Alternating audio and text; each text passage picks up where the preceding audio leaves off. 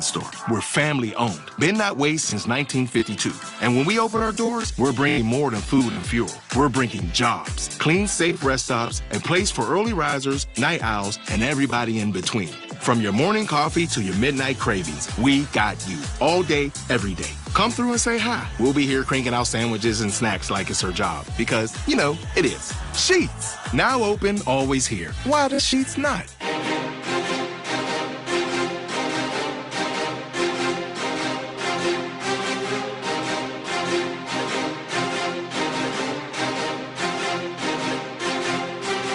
Inside the locker room. Red Wings start a 3-game homestand. They take on the Seattle Kraken with his pregame show. Todd McClellan, head coach of the Detroit Red Wings, Inside the Locker Room is brought to you by Meijer. Meijer brings more good to hometown hockey. Well, quite the response from your team after a tough Buffalo loss. Your overall impressions of the game, Todd? Well, we were really pleased with the way the team as a whole played against the Rangers. We got aggressive on the offensive side of it. We created numerous scoring chances without carelessness and risk. And I thought we controlled the game basically from beginning to end. Now, it still took the full 60 minutes to squeak one out, but sometimes you run into hot goaltending, and we did with Jonathan Quick. But I give the guys credit for responding. I wasn't sure how it was going to go, especially in back-to-back situation. You're always going to face adversity at some point in the season, but what's the key to getting out of things when they go bad? Well, I think, first of all, we have to be honest with each other and recognize what happened or what went wrong, which we did do. Then we have to learn from it, and we have to wash it out of the system. And next time we're put in that situation, we have to show each other that we've grown. We're lucky that we did have that opportunity right away the other day against the Rangers, and we did all of those things. But what happens next? What happens tonight against Seattle or Columbus or whoever else we play coming up this week? Can we maintain and bottle up the same type of game that we just played with? Beautiful goal by Lucas Raymond, the game winner with about 3 minutes and change left in the hockey game. He made a nice move where he kind of held onto the puck and then fired it into the net behind Quick. Is that something that players learn, or is that something that a goal scorer just knows what to do? We played Jonathan Quick here, a week or 10 days prior to that game, and Jans and I have had lots of experience with Jonathan Quick, and we know how his legs and his coverage on the lower part of the net, how quick he can be. So if you have a little bit of poise and you're able to move around, hold on to it a little bit longer, and then use the upper part of the net, it gives you a better chance of scoring. So perhaps Razor used that information because it was given to them, but he also had the poise and the confidence to hold on to it long enough to make the play, and that's usually a sign of a veteran player or somebody that has been in that situation before, as Razor has. Now, the opposition for the Red Wings tonight, the Seattle Kraken, it seems like they're a team that likes to get offense from their defense. What's the best way to defend against that? Well, one, play in their zone, but our recovery from the offensive zone or the attack and coming back to our end, we've got to make sure that we're aware of where their defensemen are, what they're looking to do, and then they're very active in the O-zone. They've got some pretty good shooters, Montour and Dunn. Those type of players are crafty. They've scored in the past, and they'll continue to score. So be a focus of ours in tonight's game. Lane Lambert, no stranger here in Detroit. He was taken the second pick when Steve Yzerman was drafted in 1983. But what do you know about Lane and his coaching style? Well, Lane's done a really, really good job. I've known him for years, actually. He's very committed to his craft. He's very well prepared and believes in culture and identity, and he's doing a good job there with his team in Seattle. You can tell that he's got his fingerprints on the group, that they're playing the way he wants them to play. You know, when that happens, a new coach comes in for the first 20 games, it's usually a good sign. Any changes in the lineup tonight? None tonight. All right, all the best in tonight's game against the Seattle Kraken. Thank you. Round the League coming up next. Around the League with Jeff Rieger. Welcome back to the 1-800-CALL-SAM studios. Let's go around the league, presented by Michelob Ultra, a superior taste worth playing for, official beer sponsor of the Detroit Red Wings. When you win back-to-back Stanley Cups and you have some key pieces of your lineup injured, you probably expect a little bit of a slow start. You know, that championship hangover. And that's exactly what happened to the Florida Panthers early on, losing 4 of their first 7. But since then, they've got things together like you would expect. The champs are 6-3-1 in their last 10 games, and they won last night. It wasn't even a contest. Panthers hosting the Canucks. 37-year-old Brad Marchand put the icing on the cake with an empty netter, Florida's 8th goal of the game. Again against Pettersson. And Marchand takes it, empty netter, Brad Marchand, bingo! Florida wins at 8-5, and Marchand has 13 goals this season, which is one shy of the most in the entire game. The Avs' Nathan MacKinnon leads the league with 14. Don't look now, but the Panthers are getting it together, which is probably awful news for the rest of the NHL. This has been Around the League on the Detroit Red Wings Radio Network. It's natural to have questions about what's next, from a diagnosis you never expected or a treatment plan that feels complicated and short on options. But you always have a choice to believe your path forward should have clarity and confidence with access to pioneering therapies and the latest clinical trials. Cancer is everything we do, and we do it all right here in Michigan. At Carmanis, you can get a second opinion appointment within 7 days. Call us at 1-800-CARMANIS. We are Feiger Law, the official law firm of the Detroit Red Wings. For over 70 years, Feiger Law has been your hometown team of trial lawyers for auto crashes, truck accidents, birth trauma, and injuries due to medical malpractice. Let our team of homegrown trial lawyers win big for you. Feiger Law, the official law firm of the Detroit Red Wings. All we do is win. All we do is win. At Meijer, we're working hard to make this year's Thanksgiving a good deal better. Meijer frozen turkey is just 39 cents per pound with M-Perks. Limit 1 per customer, no clipping necessary. Save even more with Meijer brand hot deals all season long. Like Meijer cut green beans and whole kernel corn, just 49 cents a can. Meijer turkey stuffing mix is 99 cents. And cans of both Meijer cranberry sauce and pure pumpkin are just $1.09 each. Delicious deals and a Thanksgiving meal to remember. That's the good life at Meijer. Exclusions apply. See all deals in the Meijer app. I'm so over boring game day food. Little Caesar's Deal Deal here. Order slices and sticks for only $6.99. Whoa! I get 4 slices of pepperoni pizza and Italian cheese sticks? Yep. So, what's my reward for showing you this rad deal? There's a patch of grass you can chew on in my backyard. Deer love grass. For just $6.99, get slices and sticks. Little Caesar's is the real deal. Pizza. Plus tax are applicable. Available at participating locations for a limited time. Prices may vary. Prices higher in Alaska, Hawaii, and third-party online sites. Life is beautiful and fragile. We fall. We get tired. And sometimes we get sick. But with Corewell Health, we are also strong.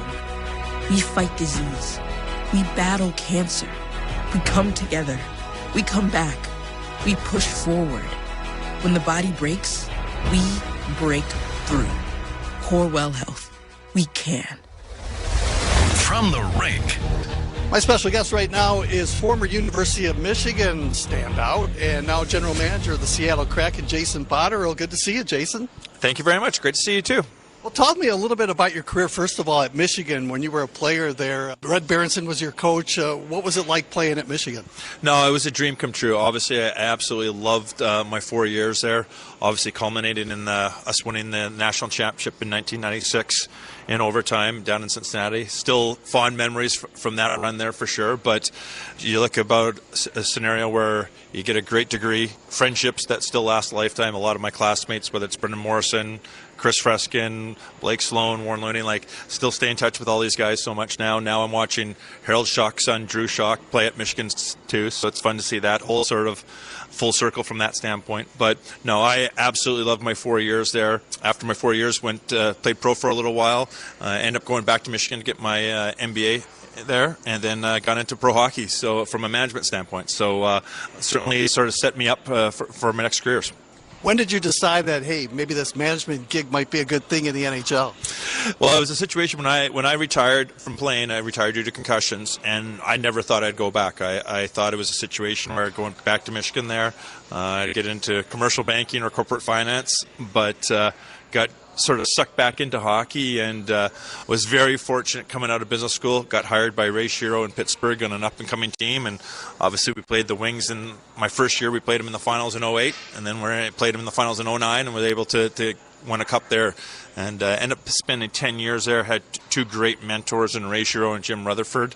That sort of set me up from a standpoint of getting a job as a general manager in Buffalo, and then the opportunity here in Seattle. So feel very fortunate, feel that I've utilized my education from Michigan in different ways, but still been a part of the game that I truly love. So it's been, I've certainly enjoyed my career so far. Jason, 08 and 09 were really wonderful years for both Pittsburgh and Detroit. But what do you remember about those 2 years as far as meeting each other back-to-back in the Stanley Cup? Well, I just remember after 08, we just lost so many battles in one-on-one situations. When you have players like Datsuk and Zetterberg and obviously Lidstern on the back end, they weren't going to physically overpower you all the time, but just always seemed to have the puck. We just never had the puck from the puck possession. Obviously in 09, we were able to come back, had some adjustments. We obviously changed coach, brought in Dan Ballesma that year. It was 2 great runs, and certainly a lot of great memories being able to finally lift the cup and to be a part of that. Talk a little bit about your coach, Lane Lambert. Obviously, people in Detroit know him because he was drafted after Steve Yzerman in the 1983 draft. But he's your coach right now. He's got a pretty good track record, especially in the playoffs, doesn't he? No, certainly I've really enjoyed working with Lane. He's brought an intensity to our organization, focus on defense. And then what I've really liked working on him, we have a lot of young forwards in our organization. And just, he's got, especially the day after every game, it's a focus on what about the young guys? What do we have to do from a continued development there? But, you talk to Lane, fond memories of playing in the National Hockey League at such a young age here in Detroit. But so far I've really enjoyed it. And, you look at his career, you touched on it a little bit. Wherever he goes, stays in Nashville, Washington, Islanders, Toronto, he always seems to have a run in the playoffs. And, hey, hopefully that trend will continue in Seattle now. Jason, always good to talk to you. All the best with Seattle. Thank you very much. Keys to the game, they're coming up next. Tonight's Keys to the Game. Red Wings back home, and they open up a 3-game homestand here at Little Caesars Arena. Tonight's opponent, the Seattle Kraken, a team that's 2 points out of first place in the tough Pacific Division, along with Paul Woods and Ken Kell. And the Red Wings certainly rebounded after that tough loss at home to the Buffalo Sabres with the 2-1 victory on the road in New York. Yeah, really impressive victory for the Red Wings. And your discussion with Todd McClellan again, I think the coaching staff and the organization looking for a bounce back, and they got exactly what they're looking for. Just a strong defensive effort, great goaltending, Cam Talbot, and the Wings pick up very late a beautiful goal by Lucas Raymond to pick up those 2 points, and it gets no easier tonight. This Seattle team is much improved. They got new coaching staff, new general manager. As you discussed in the pregame show, it's going to be a battle tonight against these Seattle Kraken. Well, a couple players who are really off to a good start now and really putting the numbers on the board. You look at that top line with Larkin, Raymond, and DeBrincat. DeBrincat's just been on fire. He's got 5 goals now in his last 3 games. Raymond's had a 3-assist game. He scored the game winner. And Dylan Larkin, right from the drop of the puck at the start of the season, he's been on fire for the Wings. And the big good question mark, they tried at least to do it in the first 15, 16 games, is have DeBrincat and Patrick Kane on one line and Raymond and Larkin on the other line. But now they've got Larkin, Raymond, DeBrincat together, and all of a sudden it's just one of the better forward lines in the National Hockey League. They play in every situation, and Dylan Larkin really just having an amazing season. Good at so many different things. He's a goal scorer. He centers the top line. He picks up assists, kills penalties, plays in the power play. He's done a little bit of everything for his team this year. A very, very important member of that Red Wing team. Raymond has a bit of an injury battle there. He seems fully recovered now. What a beautiful goal that was against the Rangers. And now he's DeBrincat have that long goal scoring slump. He was actually picking up lots of points and assists.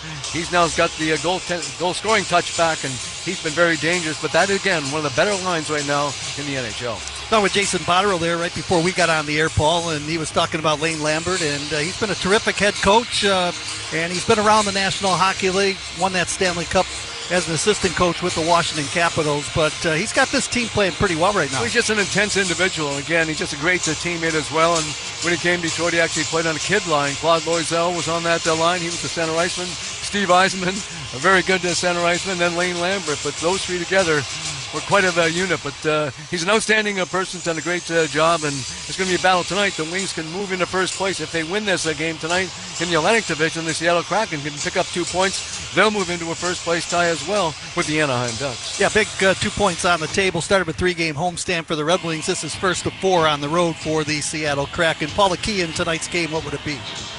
And again, the strength of the game of the Seattle Kraken is back on that blue line. Joey Decor's had a good season as well, but those that defensemen, they're big, they're tough to play against. The Wings are going to have to work hard their forwards in the offensive zone and generate some scoring chances. Win the battle of the second, third, and fourth lines. The Wings now have got to start getting some offense from those 9 forwards. Wings are 15th on power play, 13th on penalty kill, both respectable. 18th for the power play for the Seattle Kraken. The penalty killing, not very good at all, ranked at 29th. So that Red Wing power play should be able to convert on that power play. And the Wings need another big game from Cam Talbot, where the numbers tell the story. 7-2-0 in 10 games so far this season. Injury report brought to you by McLaren Healthcare, doing what's best. Again, no injuries to report of. Red Wings a little bit banged up, but they're playing over those injuries. And we should have a pretty good hockey game here tonight, Red Wings and the Seattle Kraken. Enjoy the game, everybody. Red Wing hockey up next on the Detroit Red Wings Radio Network, presented by LMCU. You'll love banking here. Around here, it's all or nothing. And Toyota has more all-wheel drive choices than anyone else, like the best-selling Toyota Camry.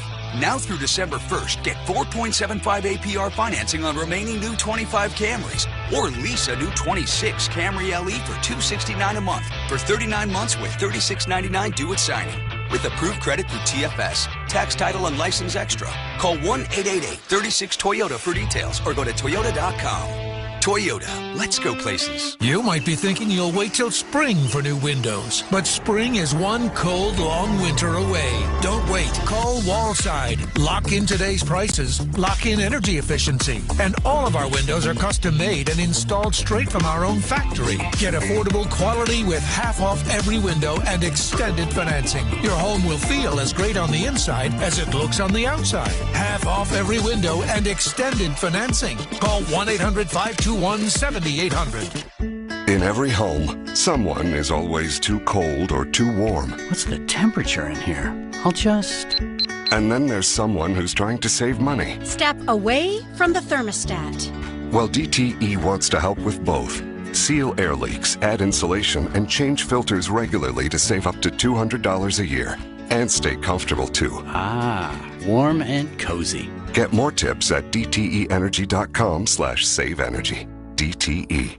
Face-off is just moments away as we pause for station identification on the Detroit Red Wings radio. The latest news of the night. Svechnikov and now Hamilton. Back for Andre. He's in for a shot. He scores! Sirius XM NHL Network Radio.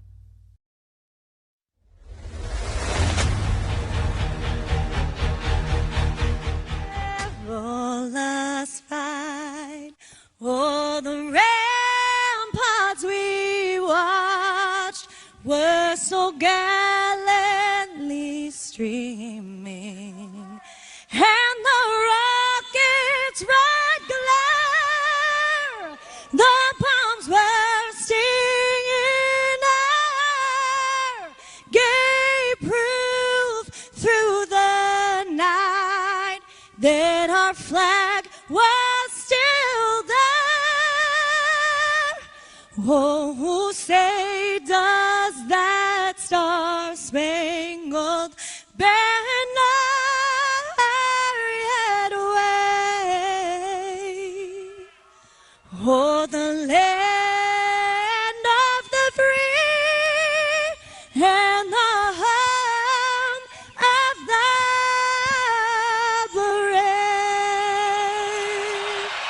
And that's Monica Natero with the Star-Spangled Banner prior to the start of tonight's game. It's the Battle of the Mollusks tonight. It's the Kraken from Seattle and the Octopi from Detroit. Very, very clever. Must have stayed up all night long coming up with that one.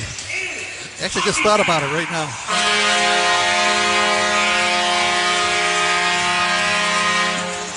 In any event, let's take a look at those starting lineups brought to you by Wallside Windows. We can do that. We are the factory. Call us today for a free estimate. Joey Decord's the goaltender tonight, 6-2-3, just coming off the injury list. Adam Larson back on the blue line, but Vince Dunn, that's the top pair.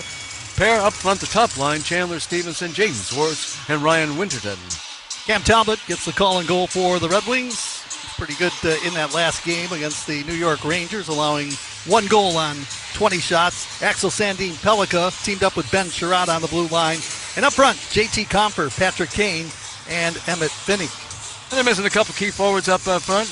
You plug those two guys back in, and this is definitely a team that can battle for a playoff spot in that Pacific Division. Red Wings attacking right to left here in the opening period. Seattle in the road white jerseys with the lime-colored green and white and black, and they're attacking left to right. We're underway here as the puck is picked up by Larson. He'll shoot it into the Red Wing zone. That one's off the behind of the linesman. It comes back towards the line. Dunn with a shot on goal. Rebound chance from the right circle. 2 saves right there as Jaden Schwartz tried to score for Seattle. Wings come back. Here's Comfer on Dunn. Pulls away from him. Outside rim of the right circle to the line. Sandine Pellico with a shot. Finney in front trying to tip it. Went wide of the goal. Right, a couple of key saves by Cam Talbot right off the bat. There's nothing worse than giving up a goal in the first shift of the game.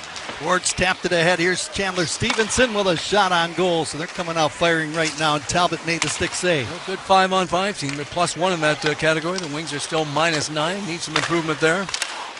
Now the Wings turn it over inside the zone. Matty Beniers, and he fans on the shot. The Red Wings turned it over at the Detroit blue line right there, and an opportunity for Matty Beniers. Luckily, he really didn't get the good wood on it or composite in today's game, and now the Red Wings will dump it down the ice and make a change. The rookie Emmett Finney made a bad play that time in the neutral zone, led to another scoring chance. He won't do that again for quite some time. Seattle will dump it in, and behind the goal, it's picked up now. Sider in the corner. Lifts it ahead to DeBrincat, chopped away from him to the left face-off circle. Now rolls off the stick of Marchman out to center. Here's Raymond up across the line. He's had the hot hand, moves it in front, a one-time shot.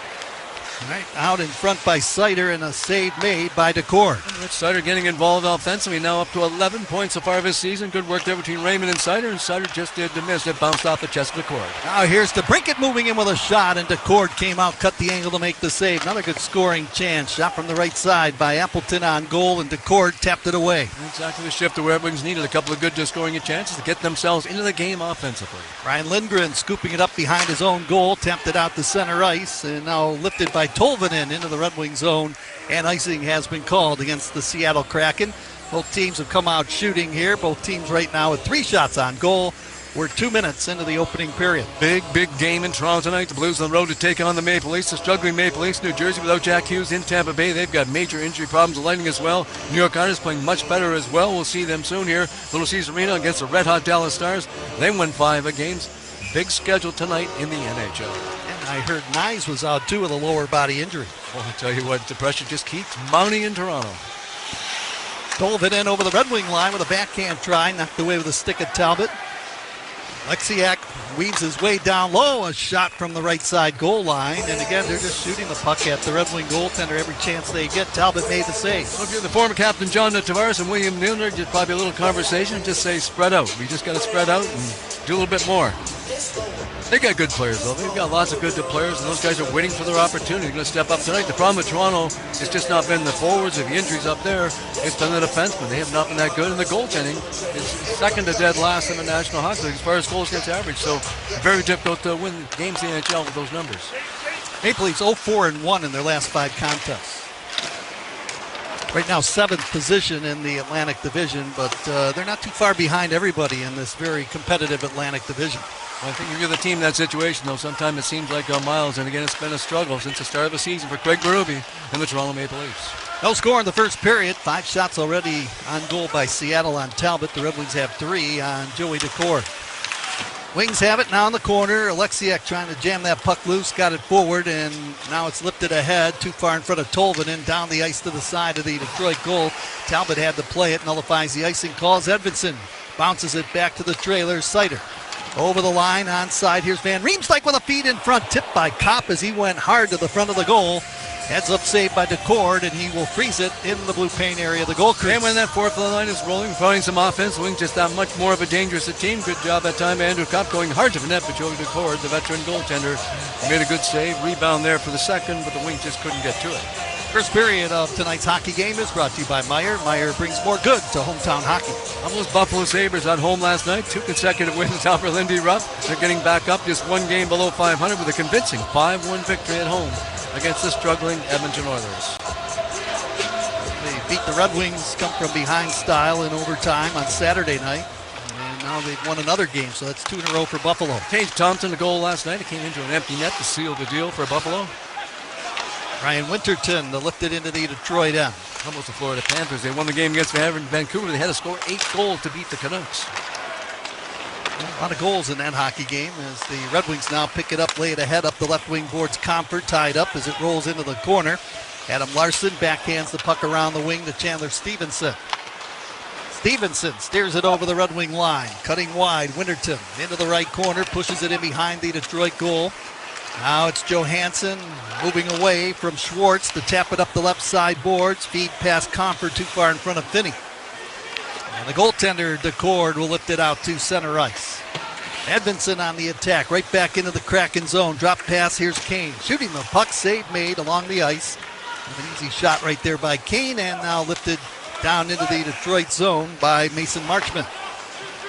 No score in the opening period, 15:58 to go. We've already had 10 shots on goal, 5 apiece by the Red Wings and the Seattle Kraken. Now Raymond after the loose puck in the zone for Seattle. Montour tapping it into the Detroit zone. Now it's scooped by Matty Beniers in behind the Red Wing net.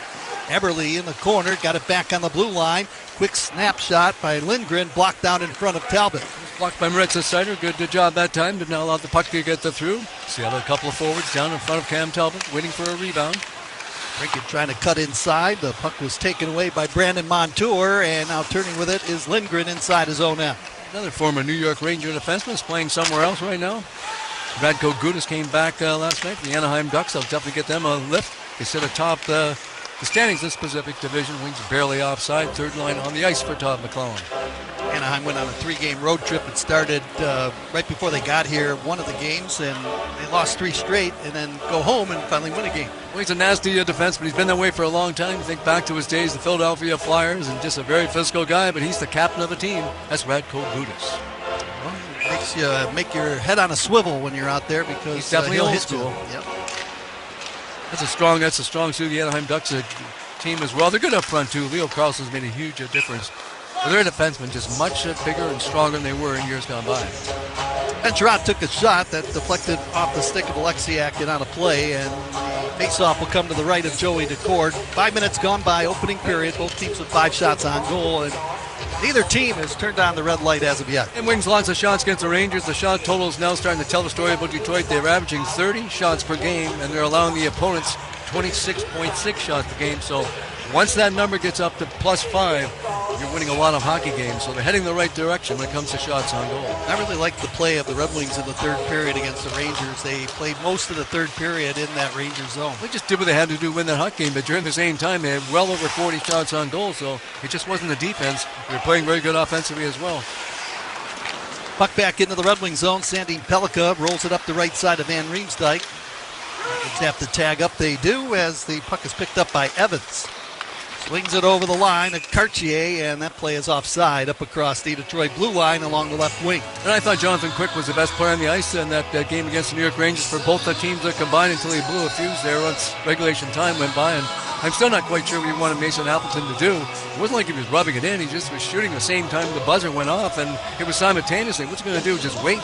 All of a sudden they take the puck away like he can't see the clock. He doesn't know how much time it is, but overreaction by Jonathan Quick, but he was outstanding in goal for the Rangers. I'm not going to be a mind reader here, although sometimes I like to do that, but I just think that he was so mad that he gave up that late goal to Raymond that he had to take it out on somebody. It just happened to be Appleton who scored. So instead of blaming himself, he blames the opposing team. Exactly. I don't know. All I know is he went nuts out there and couldn't figure out why. No score in the hockey game as it's lifted into the Detroit zone, and Gaudreau to tap it deeper into the corner. Cartier with a check along the boards on Johansson. Johansson dug it loose for a moment. Now fighting for possession, Yanni Newman got it around the boards to the right point. Larson with a shot tipped in the high slot by Chandler Stevenson, and a heads-up save right there by Talbot. And Frederick Gaudreau used to play for the Minnesota Wild, and all of a sudden the Minnesota Wild, after a disastrous start, are playing much better. And they've moved up in the standings now. That's Central Division.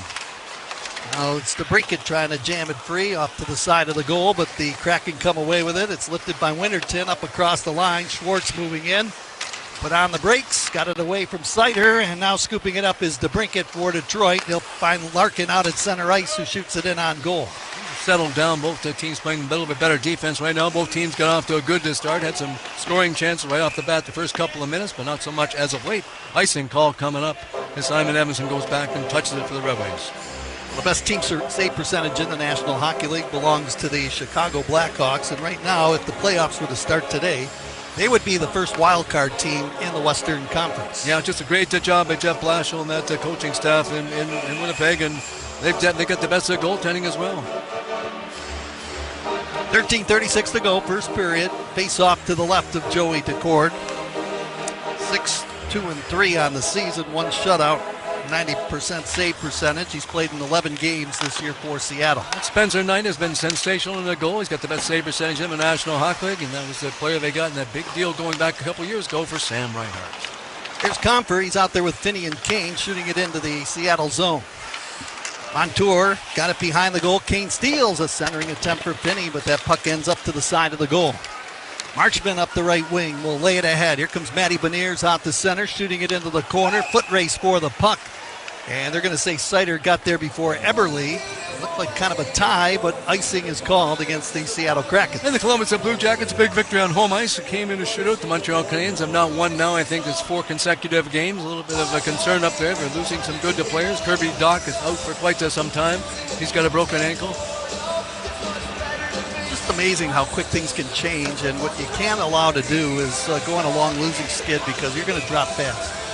Yeah, just so many injuries right now in the National Hockey League as well. So many teams playing with depleted lineups. Colorado, the only team that seems above the fray. 6-1-3 in the road, plus 31 goal differential. Mason Marchman dumping it off the boards to the Red Wing blue line. Here's Edvinsson. Pass over on the right wing boards, and now tapped by Nate Danielson in behind the Seattle goal. No score in the opening period, 12:52 to go. Lindgren chops it in behind his own goal. Eberle knocked down by the player Sherratt. Danielson in his own end, passed it across. Sandin Pellikka over the line. Marco Kasper had his pocket picked as he was trying to work his way in. In deep, Danielson in the far corner, checked by Matty Beniers. Jam away at the puck, helping out Appleton. He's checked in along the boards. Still battle for it. Kasper pushing his man Montour around. Finally, Montour circles in behind his own net into the near corner and scoots it out to center ice. Marchman submarined right there by a hip check of Sandin Pellikka. Play continues down low. Eberle centers it out in front and knocked away right out in front of Talbot by Sandin Pellikka. A long time ago when he played for Edmonton, that Jordan Eberle just did miss on that scoring chance. A shot above the crossbar. Good defense again here by the Kraken. Yeah, Raymond tried to put that puck between his legs, and now it's into the left face-off circle. Comes back on the line. Here is Larson with a feed down low. Fanning on it was Catton along the right side. Trying to dig it loose. That's Hamonic for the Red Wings. Lost the handle, kicked it to his forehand, moved it deeper into the corner. Hamonic again plays it up the right side for Raymond. Well, you like that play by Travis Hamonic. Surrounded by 2 forwards from the Seattle Kraken. Won that battle. Direct pass to his teammate. Get the Wings out of trouble. 11:25 to go. Scoreless tie here in the opening period. Both teams with 6 shots on goal. Here's Larkin over the blue line. Pass in front. Backhand try by DeBrincat. Now he centers it after the save was made by Decord. Goes into the corner. DeBrincat now in the high slot for Raymond. Back to DeBrincat with a one-time shot. A slamper wide of the goal. Raymond from the right point. Shot the puck deflected away off a Kraken stick and out of play. And that top line's been sensational all season long. More good work, good pass by Larkin. Sharp angle shot by Alex DeBrincat. Really a routine stop by Joey Decord, but a good work again for the Red Wings top line. Nice game brought to you by Blue Cross Blue Shield of Michigan, the official healthcare provider of the Detroit Red Wings radio network. Confidence comes with every card. We've got a pause in the action. 11:03 to go. Scoreless tie in the opening period between the Red Wings and the Kraken. This is your home for Detroit Red Wings hockey, presented by LMCU. You'll love banking here. On January 2nd, outdoor hockey is coming to South Florida as the Panthers face off against the Rangers in the Discover NHL Winter Classic. Don't miss your chance to be a part of the fun and ring in the new year with an outdoor NHL game in Miami. It's a showdown in the Sunshine State. Adam Fox and the Rangers, Matthew Tkachuk and the Panthers. The Discover NHL Winter Classic. Get your tickets today.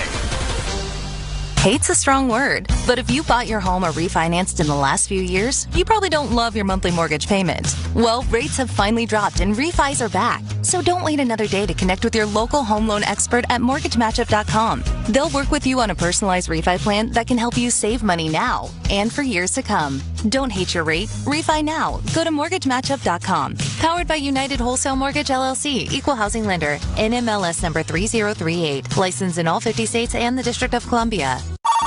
Thanks for calling the McComb Group. Hey, I'm looking for an AHRI certified 285 BTU fire tube boiler. No problem. We can get you a KHB 285N night boiler with 95% efficiency. What you're hearing is not an alien encounter. It's called HVAC, also known as heating, ventilation, and air conditioning. And at the McComb Group, we speak it fluently. Call us at 833-PIPE-USA when you need an expert who speaks your language, or go to McCombGroup.com. The McComb Group. We speak HVAC, and we're built to say yes.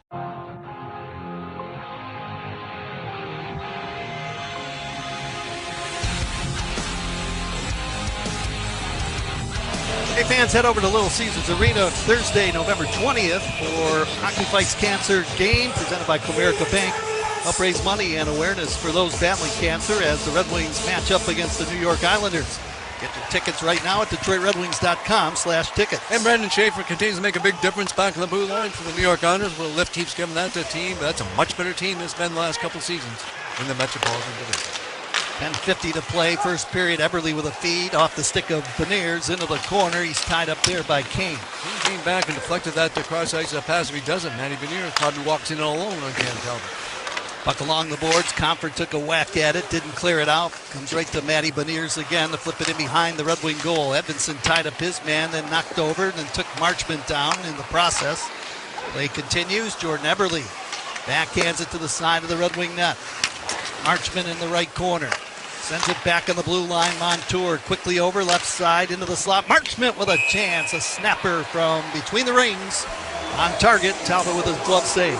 Did good work by the Kraken. Smart passing that time. Get the defenseman involved in the offensive zone. All five players touching that puck.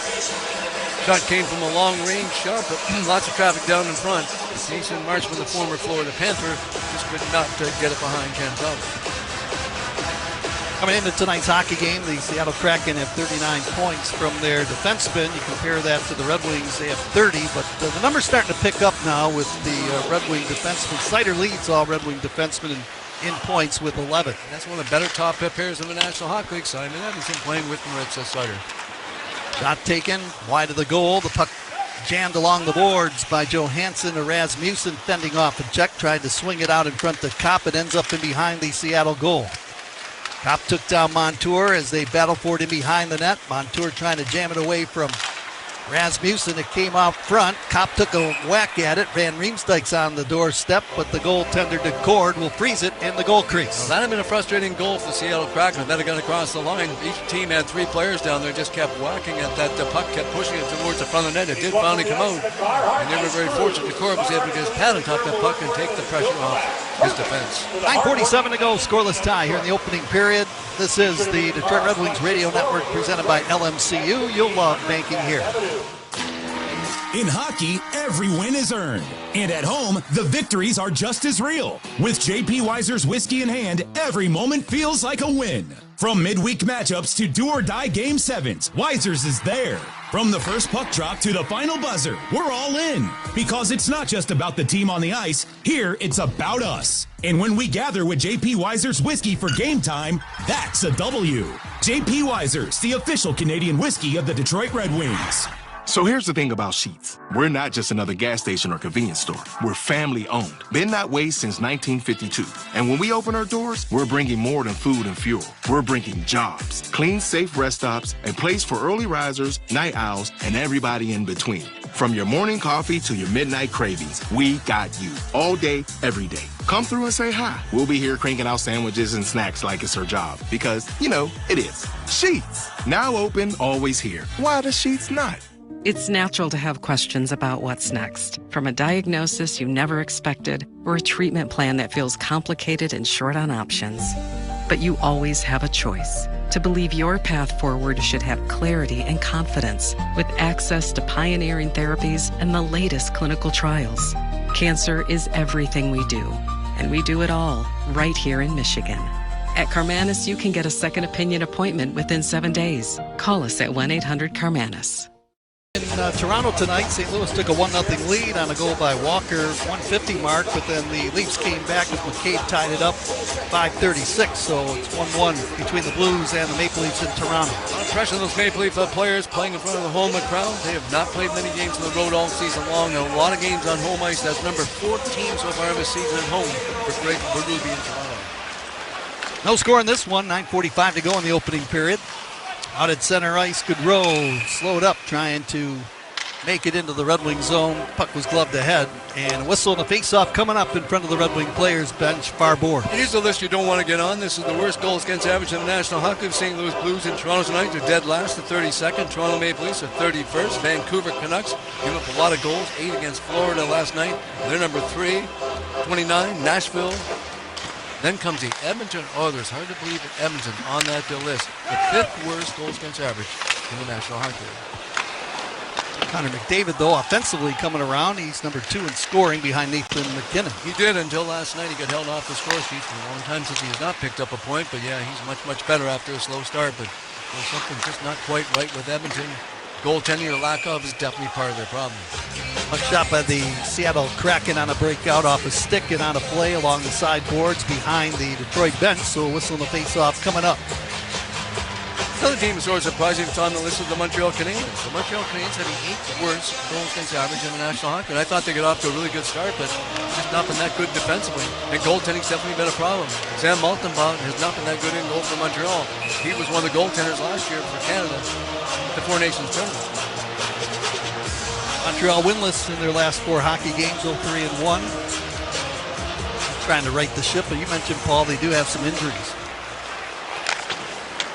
With 20 games played, most of these two teams are teams with 20 games in. A lot of them battling with injuries. Some players that are playing in the game, even here with the Red Wings, are a little bit bruised up as the Brinket got it to Larkin, moving in behind the Seattle goal into the corner. Brings it back on the line. Johansson. Now here's Hamonic with a drive, a slapper wide of the goal. Lots of energy. Him, Albert Johansson, making him a good third pair for Detroit. DeBrincat in the high slot, moved it back. Hamonic with a shot, trying to tip in front Dylan Larkin. Raymond pushed in along the boards. They battle for it in behind the goal. Raymond hit to the side of the net. Now the Kraken come away with it as Schwartz brings it up the right wing boards out to center ice and now dumps it softly into the right corner and now behind the Red Wing net. The score in the opening period, 8:25 to go. Schwartz along the far boards, turns and whistles it around into the right corner. Hustling down low to keep it alive, Montour came back to the blue line. Catton picks it up, shoots the puck, and that's deflected in front of Talbot, but right on the stick of DeBrincat. He'll lift it out to center ice, and Comfer off the bench on a change, bats it out of midair and plays it down the ice into the Kraken net. And the Red Wings willing to block his shots. Good job of the defenders out that time. The shot came right to point, did not get through to Cam and Talbot. Both teams with 7 shots on goal here in the opening period. Now back into the Detroit end. It's jammed around the boards near side and held in by Montour, poking it into the corner. Sider got there first, wheels it around the boards to JT Comfer. His clearing attempt did not clear out. Some very aggressive forechecking, keeping the pressure on the Red Wing defense. The Red Wings top pairs on the ice. Makes Sider calmly use the board to get out of his own zone. Back down the ice and circling the net. Alexiak to lift it over on the left side for Evans. Pass over the Red Wing line. Beniers drops it back. Marchment plays it into the slot, broken up, and the Wings trying to catch Seattle the other way. Here's Kopp, and he'll just motor that puck from center ice and behind the Seattle goal. Big turnover of Marchment in the offensive zone, but a quick defensive recovery by the Kraken. They're back inside their own blue line. Evans in behind the Seattle goal. Watch closely in front. Michael Rasmussen on the breakout. Beniers quickly over the Red Wing line. Charges, tried to feed it out in front. Stopped with a goal stick of Talbot, and then he'll just smother it with a glove hand. And there's that one man to rush, and it rarely works in today's NHL, but Beniers had lots of speed, turned the corner, but instead of hanging on to it, picking up his head, maybe looking for a teammate for a grade A scoring chance, he just aimlessly flipped it in front. Easily stopped that time by Cam Talbot. Took a lot of pressure off the Red Wings. Andy Beniers went to Michigan. That's where he played his college hockey. 23-year-old forward. He was Seattle's first-round pick in the 2021 draft. Signed a big deal last year with the Seattle Kraken. Yeah, they got him longer term. That seems to be the trend now in the National Hockey League. They used to wait till guys were 25, 26 years old, then they get that long-term deal. carry him well into the 30s, but not anymore. If they're good after 1 or 2 years, they want to sign him right away along the term contract. That's a smart move. You have him in your system for a longer period of time. You look at Raymond and Sider. They've been signed long-term. Here's Casper over the line down the middle with a shot. That one ends up in the corner, and Casper checked hard and along the end boards by Larson. The referee's done a good job here in the opening period. They're not calling it close. Wings have good pressure down low. Mason Appleton reverses the flow. Back from the blue line, here's Edmondson with a shot. Looking for a tip wide of the goal. The rebound scooped up by Cartier, and he'll sweep it out to center ice. Newman hammers it into the Red Wing zone from the red line as Danielson charges after the puck in the corner with Cartier. 6:17 to play in the opening period. Here's a shot from the blue line by Montour, blocked in front. Wings are blocking a lot of those long-range shots. Another block by Edmondson. Down low into the corner, Newman fires it around the boards to the right point. Montour swings it over on the left side. Off the bench, Chandler Stevenson on a change to the blue line. Lindgren with a shot, and that's deflected in front and wide of the Detroit goal. Chandler Stevenson again, checked by Sider along the far wing. Swooping in to pick it up is Nate Danielson. He'll softly move it to the blue line.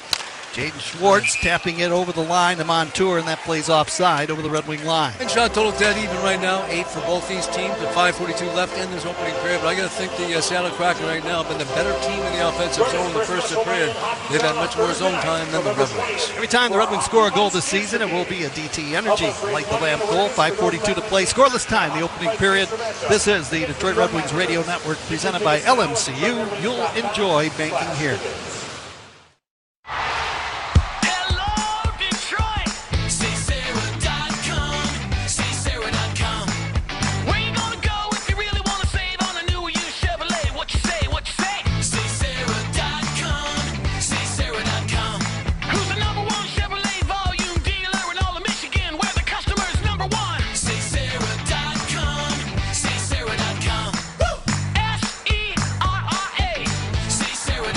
Together, let's drive. I'm Lions head coach Dan Campbell. When you're injured in an accident, you want respect. How do you get the respect and money you deserve? Call Sam. You need lawyers that get respect. And your lawyer needs to respect you, your case, and your family. That's why you need to call Sam. Get the experience, the resources, and the results that everyone respects. Get the Bernstein advantage. Get respect. Call Sam today. Imagine a world where technology transforms the way we think about our environment. Welcome to Priority, where we're redefining the future of recycling and cleanliness with cutting-edge tech. Our innovative solutions are designed for those who demand smarter, more efficient ways to care for our planet. We're not just ahead of the curve, we're creating it. Ready to join the revolution? Visit PriorityWaste.com and see how we're setting the new standards in the industry. Priority, where technology meets sustainability.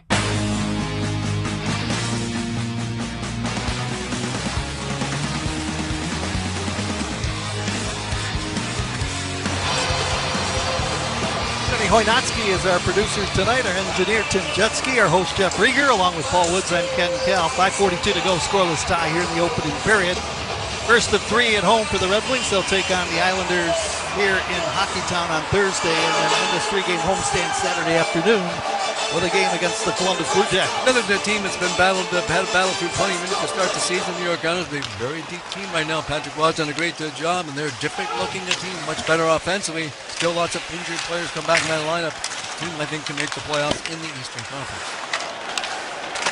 One of the most important points, I think, that Tom McClellan brought up in the pregame show is that the Red Wings checked and got their offense because of the checking in that game against the Rangers. The Cord hops on that loose puck right out in front of the Seattle goal, whistle in the faceoff coming up. And lots of offense it was. If not for Jonathan McQuick, they definitely win that game quite easily against the New York Rangers. So it was a good, strong performance, but the Seattle team is better defensively than the Rangers are right now. It's a battle right now to get clean scoring chances on Joey DeCord. Both teams in that same situation, just one shot differential. Still can't figure out the Rangers, Paul. Such a good team on the road, but not so good at home.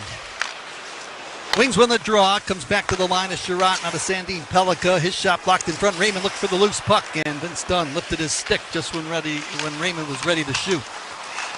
In behind the goal to Brinkett. Trying to bank it in off the back of the goaltender DeCord. Second effort to the line. Larkin with a shot. Rebound. Raymond now to Brinkett. He fanned on it.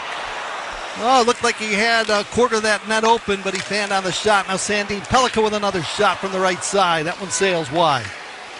And taking no chances and clearing it down the ice. That is Freddie Gaudreau. And that's the best shift of the opening period for Red Wings. The top lines out there, and a couple of great scoring attempts, and just as missed snapping this scoreless tie. Evans backhands the puck deeper into the corner, and now along the boards, Stevenson.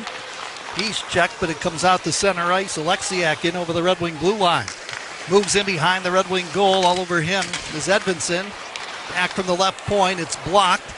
Now it comes over to Catton again, and he turns away from traffic. Edvinsson chopped it up the wing, and Catton still working for it as it's loose into the high slot. Now a chance right out in front. A shot taken right there by Wright, and a blocker save made by the goaltender Talbot. On the boards it goes. It's still in the Red Wing zone as Finney will chase it down for Detroit. Moving away from Tolvanen. Scrambling play at the moment. And now the Wings tip it out to center ice. Kane, but he ran out of gas. He goes to the bench on a change. It's a smart change with Patrick Kane. Good defensive play of his stick. Seattle right back on the attack. Put the puck in deep. Tolvanen will play it in behind the Red Wing goal. The numbers are back there. Rich Sider peels back and picks it up. He and Simon Edmondson good in the opening period. A long stretch pass, but a little bit in front of James Van Riemsdyk. Ryan Lindgren in the corner to move that puck around the boards. Montour to dump it up the right side. Out the center, Matty Beniers let it go. Everly chipped it down into the right corner in the Wings' end. Referee's done a great job in this opening period, yet to call a minor penalty. Wings come back 3-on-2. Kopp, Van Riemsdyk, Rasmussen over the line. Van Riemsdyk with a shot, and he fired it wide. Held in at the line. Johansson right circle feed to Van Riemsdyk. To the blue line. Hamonic with a shot. That's blocked in the high slot. Rebound Johansson, middle of the blue line. Shoots it, and that's deflected off the stick of Matty Beniers and out of play. And right now, defense, the name of the game. Both these teams playing at a very high level of defense in this first period of play. 9 shots on goal by the Seattle Kraken and 8 for the Red Wings, but there's been a lot of blocked shots, especially out in front of each goaltender. And those Florida Panthers that got behind the 2-0 against the Vancouver Canucks came all the way back, made it a 5-2 lead for Florida. Then the Canucks come back to make the game close. And finally an empty netter. And the Florida Panthers hold on for an 8-5 victory against Vancouver. Quinn Hughes, he's averaging almost 27 minutes of ice time per game. I think he's picked up, he had 8 points, 7 assists in 2 games, come back off an injured list, and he was involved again last night. Philip Veronica, the former Red Wing, got his first goal of the season last night for Vancouver in a losing cause. Down to 2:50 to play in the opening period. Neither team has scored a goal. Here's Casper up the left wing. Scooting it into the far corner. Appleton in pursuit of the puck. It comes back to the line to Sandine Pellica. Through traffic, shoots the puck. Save made to Cord. Rebound right wing. Throwing it down, Cartier. Now he'll send it rink wide over in the far wing. Lindgren dropping it back, and now it's shot off a stick to the side of Talbot. Into the Red Wing zone by the Kraken. Gaudreau in pursuit. Wings tap it ahead. Appleton lost it in his skates. Got it ahead now to Larkin over the line, and he snapped the shot, but it's blocked by Adam Larson. A scrum right out in front of the Kraken bench between Appleton and Cartier, I believe, and that play is stopped. Mason Appleton got a pretty good hit sort of from behind by Cartier just at that bench. He fell against the boards awkwardly. Got up, he's all right, but Simon Edmondson came across and stuck up for his teammate. And I think because of that, Seattle Kraken will be enjoying the first power play of the game. Detroit number 77, 2-minute minor penalty, roughing. Roughing is the call to Simon Edmondson. Crowd doesn't like it, but the first power play of the game goes to the Seattle Kraken. I normally don't think it was a dirty hit by Cartier, so I don't think it's a good penalty by Simon Edmondson. And now Seattle a chance to snap this scoreless tie. They've scored 10 power play goals so far this season, ranked 18th in the league. 17:50 in case you're keeping score with us at home. The time of the roughing call to Edmondson. Penalty kill coming up, brought to you by Corewell Health. No matter the challenge, their response is always the same: we can. These have allowed 10 power play goals this season. They're ranked 13th in the NHL in the penalty kill department. Special teams have not been they have not hurt the Red Wings. They've actually been a bonus so far this season. Seattle controls the faceoff. Chandler Stevenson, top of the left circle, fired the puck looking for a tip in front was Everly. The puck never got to him. On the loose puck, Kopp sent it into the high slot, broken up by Beniers. Drops it off to Vince Dunn, left circle feed sent into the slot for Matty Beniers, and he whipped on it. Bothered when he was in a shooting position. Dunn from the middle of the blue line, now to Tolvanen. Pass to Eberle. He turned it over, put on the stick play to Ben Sherratt. Now the Wings scoop it up. Travis Hamonic slaps it around the far boards, and this one travels all the way down the ice into the Seattle zone. And good work that time, rubbing defensive pair bench. Ron Hamonic, they hit to the bench for fresh defenseman. Looking back to the neutral zone. Here comes Seattle. But that play not offside. The Wings have it. Snyder chipping it out to center. Now Eberle right back across the Red Wing line. Drops it off to Tolvanen. He plays it back to Vince Dunn at the right point. Dunn slides it over. Stevenson into the left face-off circle. Snaps it into the high slot. Tolvanen with a shot. Bounces into the left circle. Stevenson to Dunn. Now to Tolvanen with a drive. Rebound chance, and they score off the left side of the goal. Eberle found it. Fires it in. It's a power play goal. Seattle with a late goal in the opening period to take a 1-0 lead. You know, I just was thinking their execution level wasn't really that high. The puck was bouncing. They were moving it around. They just couldn't seem to get it to settle it down. But it's really a broken play that time, and a shot that sort of bounced. The rebound there by Talbot. A nice little pass, actually. Perfectly placed, and Jordan Eberle had a wide open net. That was Matty Beniers on the perfect pass. It's 1-0 Kraken. Beniers only has 2 goals this year. That's his 10th or 11th assist on the season, so he's been a pretty good table setter. He's got 13 points. And for Eberle, that's his 8th goal of the campaign. It comes on the power play, and it's 1-0 Seattle. The needless minor penalty by Simon Edmondson. That was a very clever little backhand pass by Matty Beniers. Down to 50 seconds to go now in the first period. Seattle drawing first blood as Goodrow up the left side eludes a check to bounce it into the corner in the Red Wing zone. And Sherratt with a check on his man. Danielson, one hand on the stick, floats it up the left wing boards. Casper got it to the red line. Shot back into the wing zone by the Kraken. Down to 30 seconds to go in the period. On a change, Danielson deflects it in behind the Seattle goal, and DeCord will sweep it up the right side. Now turning, Winterton out to center ice to lift it into the Detroit zone. Snyder handles it for the Red Wings. Surveys the ice, moves it up the right side, boards to Comfer. Laid that puck, but it was in behind Kane, and the Red Wings have to regroup in their own end. 5 seconds to go in the period as Snyder flips that puck into the Seattle zone. A foot race for the puck, and they're saying that it's an icing call against Detroit with 1.6 seconds to go. It seems to be a long time ago when he played for Edmonton, Jordan Eberle. He's been a good forward in the NHL for a long time. What a great play to keep talking about Matty Beniers. Smart play, and he put it past a great rubbing defenseman in Maritza Seider. And Tolvanen, the former Nashville forward, Tolvanen picks up the second assist on that goal by Eberle. 27 points now in his career against the Red Wings for Jordan Eberle. His 32nd game against Detroit, he now has 17 goals and 10 assists in his career against Detroit. There's a lot of pressure now mounting in Edmonton in that goaltending situation. They're just not happy about that, but again, they're right up against that salary cap, so it's difficult for Stan Bowman to make a deal, and there's been some talk about Chris Knobloch, the head coach. Maybe he's going to get replaced, but Edmonton not very patient. If things don't go well, they definitely make changes. Puck shot from the left side boards didn't get on target, but the first period comes to a close. Late power play goal by Jordan Eberle, his 8th of the year at 19:02, and the Kraken have a 1-0 lead over the Red Wings after 20 minutes of play. I think the shot total is a pretty good indication how the first period went. 11-9 in favor of Seattle. I think they're a little bit better of a team, better balanced attack. The Wings had a couple of strong shifts left at that top line, but again, the second, third, and fourth lines had very little time in the offensive zone, and that definitely slows down your offense. So the forwards got to pick up the pace now and try and wear down that very good Seattle Kraken defense. Red Wings had one shift where they were all over the Seattle Kraken, had some good opportunities to score. That was Larkin, Raymond, DeBrincat, Edmondson, and Snyder back on the blue line. The rest of these guys got to get it going and get some quality shifts and time spent in the offensive zone. Take again a look at those first period shots on goal brought to you by Macomb Group, the leader between the pipes for all of your industrial pipe needs. 11 shots by the Kraken on Cam Talbot, and the Red Wings with 9 on Joey DeCord. Well, the Seattle team, they continue to play some pretty good hockey ball coming into tonight's action. 3rd place in the Pacific Division, but they are only 2 points behind first place Anaheim, and they're right in front of them are the Los Angeles Kings. When you look at their division, Ken, Pacific, Anaheim's got 25 points, and Anaheim is 7th or second back. They got 19 points in the season.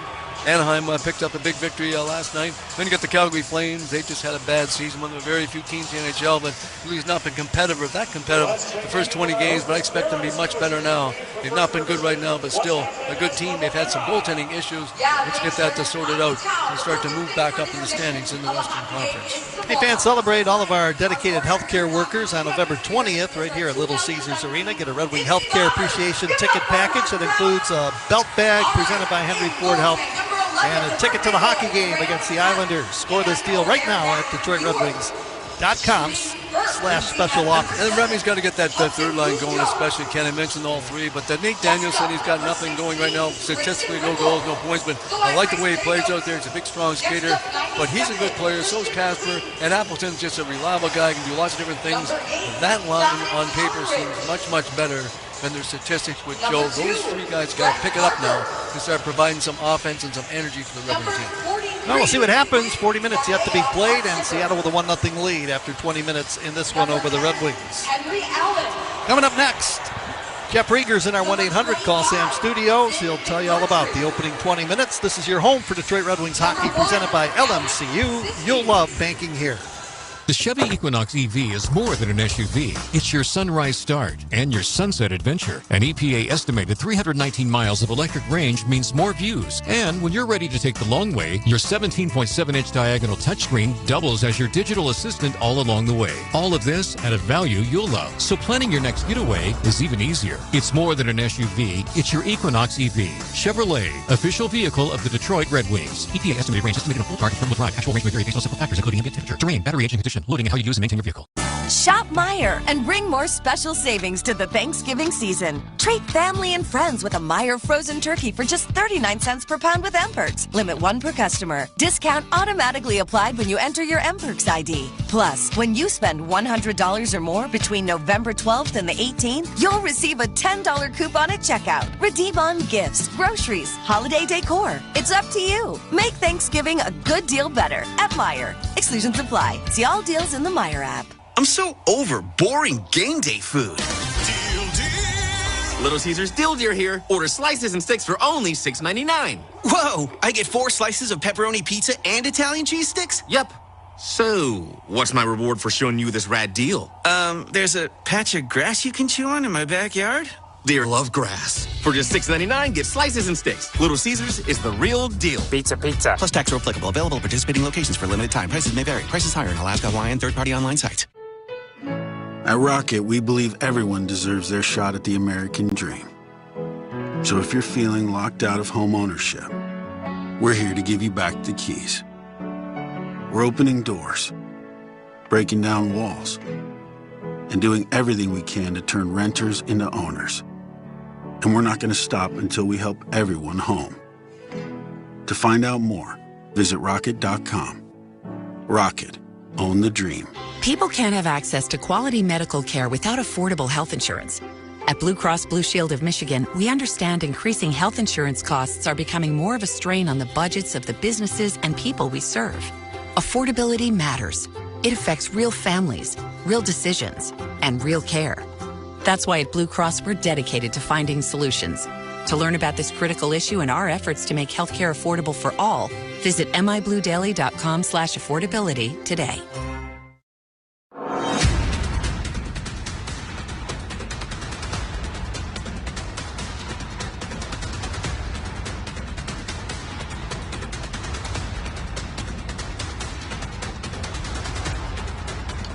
Welcome back to the 1-800-CALL-SAM studios.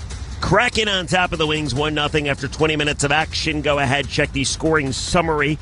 Jordan Eberle, the only goal in this one on the power play, 19:02, 1-0 Kraken.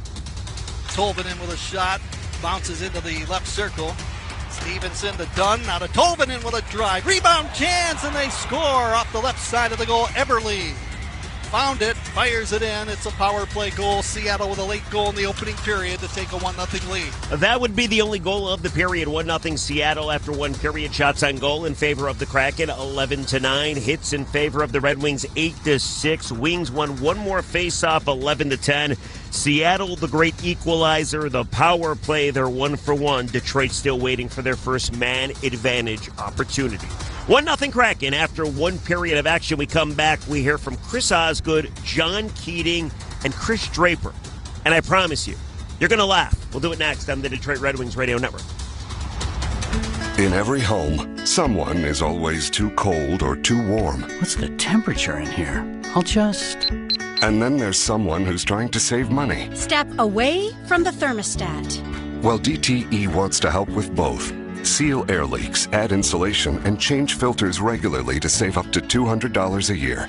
And stay comfortable, too. Ah, warm and cozy. Get more tips at dteenergy.com/saveenergy. DTE. Hockey nights are better with friends, big plays, and an ice-cold carbless in your hand. Zero sugar, zero carbs, and only 100 calories, so you can cheer hard without slowing down. From breakaways to game winners, Carbless keeps the celebration light, crisp, and refreshing. So grab your favorite flavor, kick back, and toast every shift like a true fan. Carbless, crafted for hockey nights wherever you watch. Life is beautiful and fragile. We fall. We get tired. And sometimes we get sick. But with Corewell Health, we are also strong. We fight disease. We battle cancer. We come together. We come back. We push forward. When the body breaks, we break through. Corewell Health. We can. Whenever you shop Meijer, you bring more good to hometown hockey and hundreds of local sports teams across the Midwest. Meijer is proud to sponsor the Detroit Red Wings.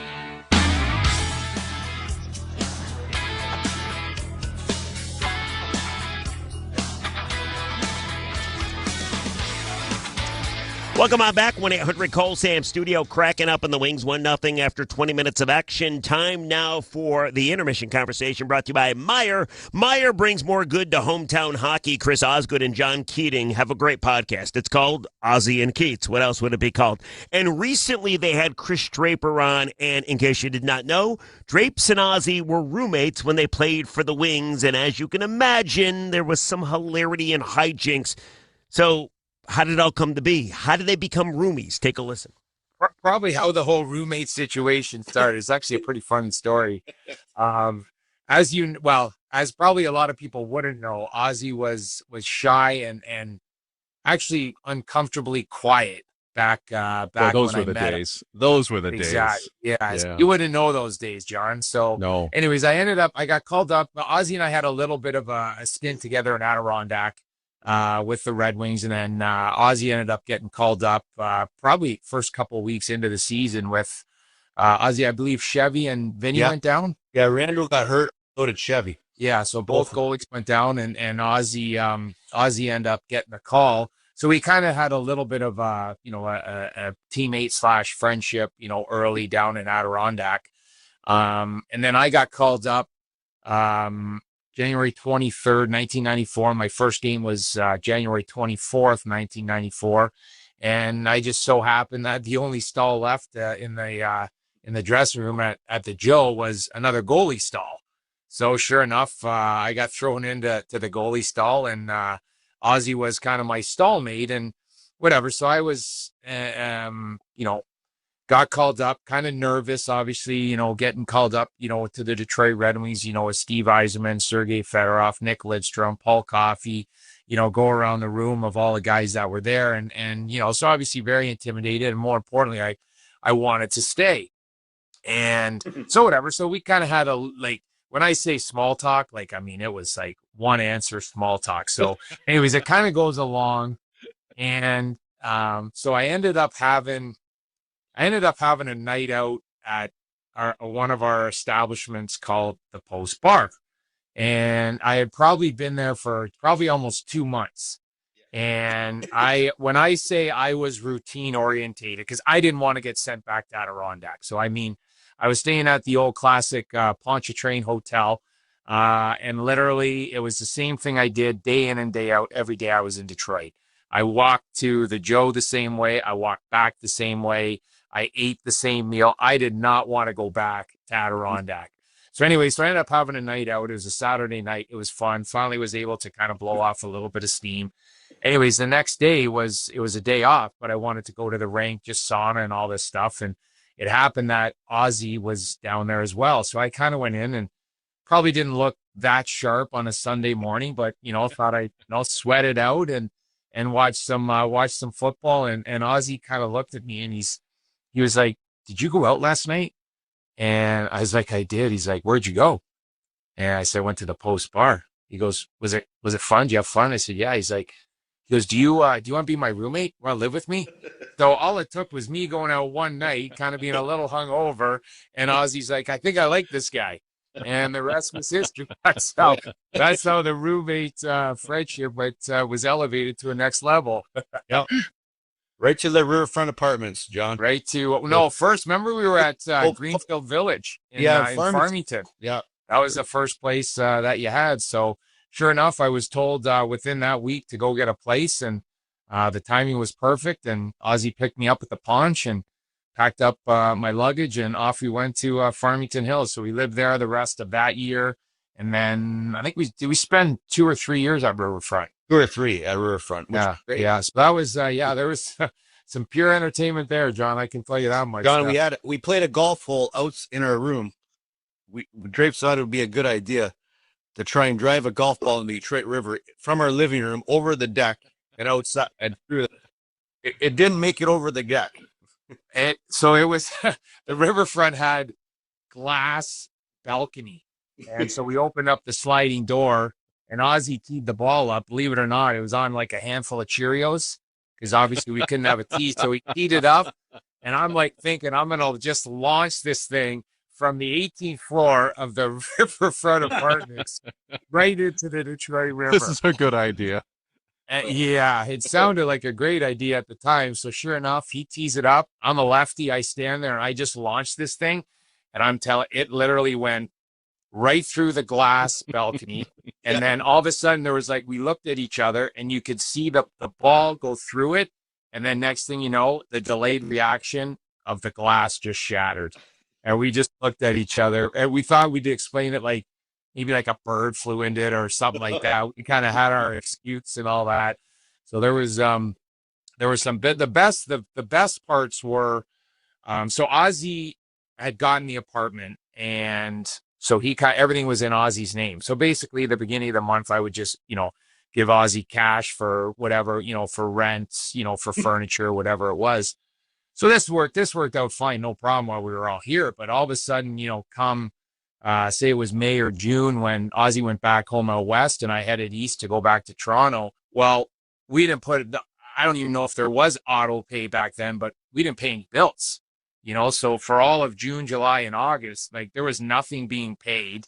And we came back and every year we had all these pink stickers down our door, basically eviction notices that were out because we had, and I go, Oz, did you not like post date checks for all this stuff? And he looked at me, he's like, well, how do you do that? I'm like, you don't know how to post date a check? And so we had to go back to the front office and kind of talk ourselves out of getting evicted. And sure enough, they kept us for another year. So we ended up doing that for about 3 years. All right, that's amazing. You'll hear more from Chris Draper and Chris Osgood in the second intermission. It's called the Ozzy and Keats Podcast. If you want to go check it out on YouTube or wherever you get your podcasts. Let's pause 10 seconds for station ID. You're listening to the biggest plays on the ice. He's up ahead, to the net, backhand score! What a move! Sirius XM NHL Network Radio. Check the out-of-town scoreboard next on the Detroit Red Wings Radio Network. Want more money each month for gas, groceries, or whatever else you want? Then LMCU's got great news for you. Our signature max checking account just got even better. Now you can earn 4.00% APY on your savings. That could mean nearly $600 extra in your pocket every year. Ready to get more for your money? Learn more and start earning more at lmcu.org/maxchecking. Details and requirements apply. Federally insured by NCUA. APY is annual percentage yield. After beating colon cancer, I'm turning setbacks into comebacks. I am Henry. I'm pain-free and at full strength after spine surgery. I am Henry. A life-saving delivery ensured my shift could continue.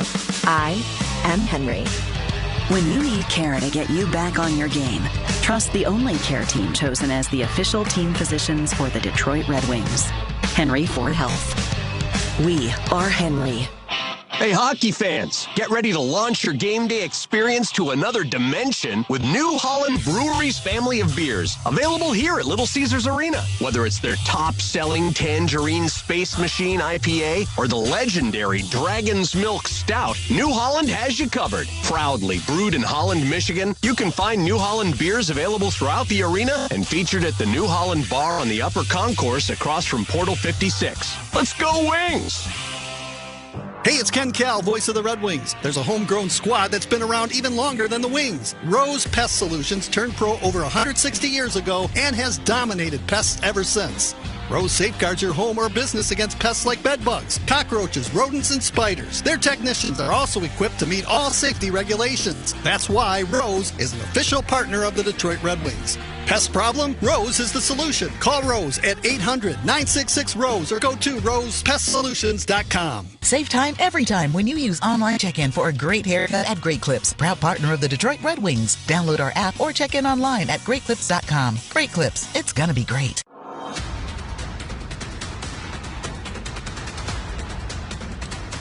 Welcome on back. 1-800-CALL-SAM Studio. Check the out-of-town scoreboard brought to you by Rocket Mortgage, helping more Americans own more of America. Your journey at home starts at rocketmortgage.com. Rocket, own the dream. Games going on right now. Blues and Maple Leafs tied at 1. That's in the second period. Lightning all over the Devils, 2-0. First intermission in Tampa Bay. Later on tonight, some 8 o'clock games. Islanders in Dallas to take on the Stars. Blue Jackets in Winnipeg to take on the Jets. Get you back to downtown Detroit. Wings some work to do. They trail the Kraken 1-0. Ken Cal, Paul Wood, second period. Take it away, fellas.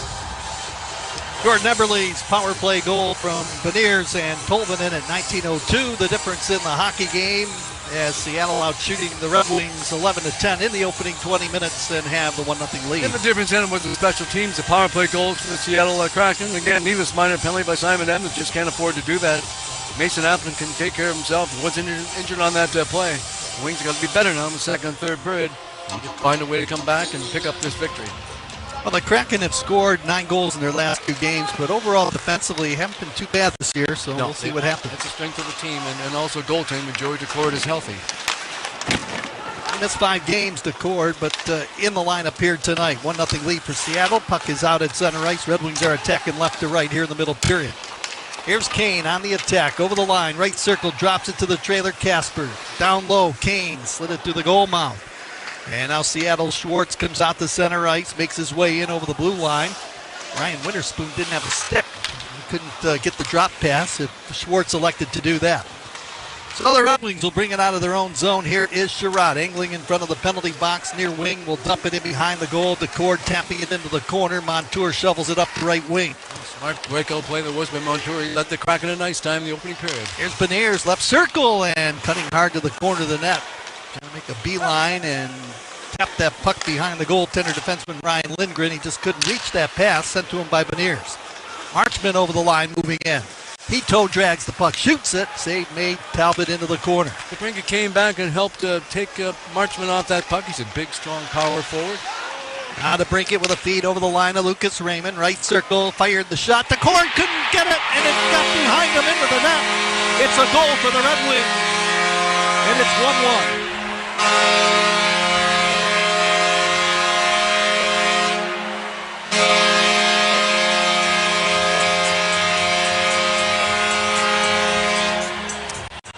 That's a big good turnaround. Wings had it, but Seattle Kraken had a chance to take a 2-0 lead, but a good defensive play by Detroit did not give them that scoring chance. The Wings come back, and Lucas Raymond down that right side, let it go, and don't think he got a whole lot on it, but just misplayed by Joey Decord. Isama got through his equipment across the line. It's a big good goal for the Red Wings. They're tied at a goal apiece. That's one of those goals for your goaltender you want to have back. It caught him up high and got behind him and into the net. And the game is tied 1-1. Time of the goal by Lucas Raymond.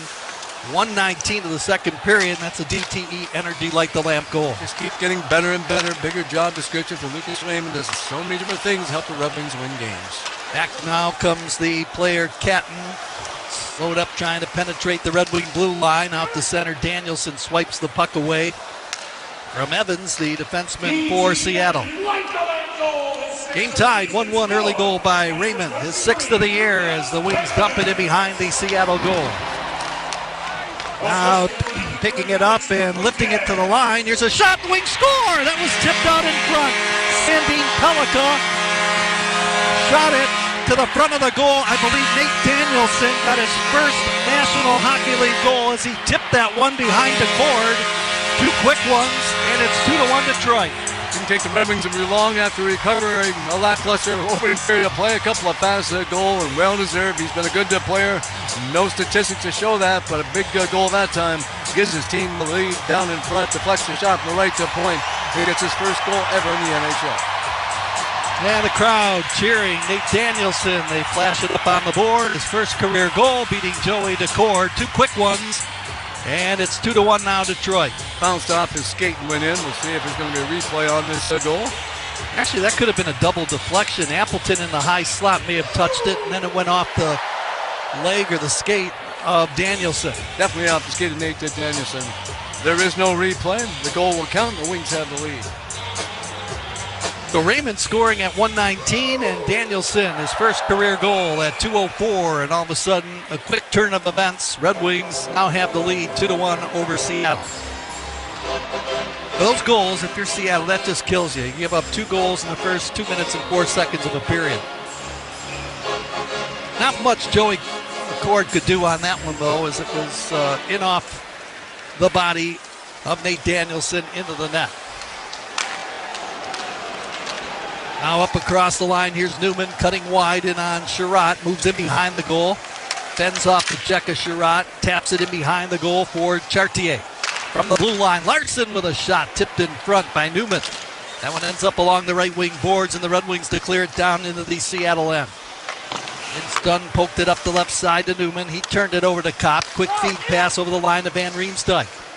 Van Riemsdyk chugging into the corner, tapped it around the end boards. Larson got there first. Now Cartier trying to handle the puck, hands it off, and Larson to bring it forward for Seattle. 2 quick ones by the Red Wings here in the second period. They now lead the Seattle Kraken by a 2-1 count. Sandine Pellica got that shot through from the right to point and bounced off a couple of different Rebels, the last one being Nate Danielson. Now the puck up the right side boards. Kane to dump it in. Ryan Lindgren backhands the puck around the wing. Chandler Stevenson rolls it to the Detroit line. Intercepting is Edvinsson. Now feed pass out to center ice. Here's Kane dropping it to the trailer. Hamonic with a shot wide of the goal. The Red Wings sweep it around the boards to Kane. He turned it over, put it on the stick of Jaden Schwartz. Rink wide feed, right side. Winterton into the Red Wing zone, and he is checked in along the corner boards there by Simon Edvinsson. Schwartz with a centering attempt from the corner, broken up, and Comfer charges out the center ice to dump it into the Seattle zone. Quick change by Detroit. Stevenson behind his own goal, hands it off. Now Montour shovels it to Eberle. He was covered, and that puck travels all the way down the ice. And a late whistle from the linesman, but icing is called against the Seattle Kraken. That's a good job of Travis Hamonic. He's played well in the first of 2 periods. Just fighting hard against that Seattle forward, not letting him get there first. Gets the icing call for his team. That keeps the pressure on the Kraken.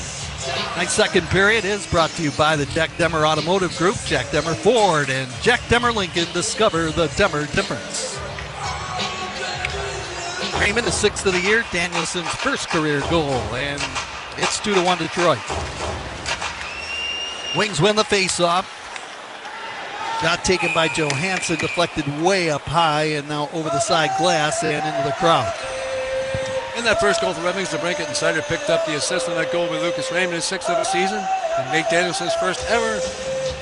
Mason Appleton and Axel Sandine Pellica pick up the assist on the Red Wing forward's first goal of his NHL career. Well, about 50 years from now, Danielson will be telling his grandkids that he went through the whole team and put it upstairs. I just hope he has a lot more goals, but he's going to be a good player, in my opinion, for the Red Wings. He seems like he fits in nicely. The speed, the pace of the game, the size of the player doesn't seem to bother him.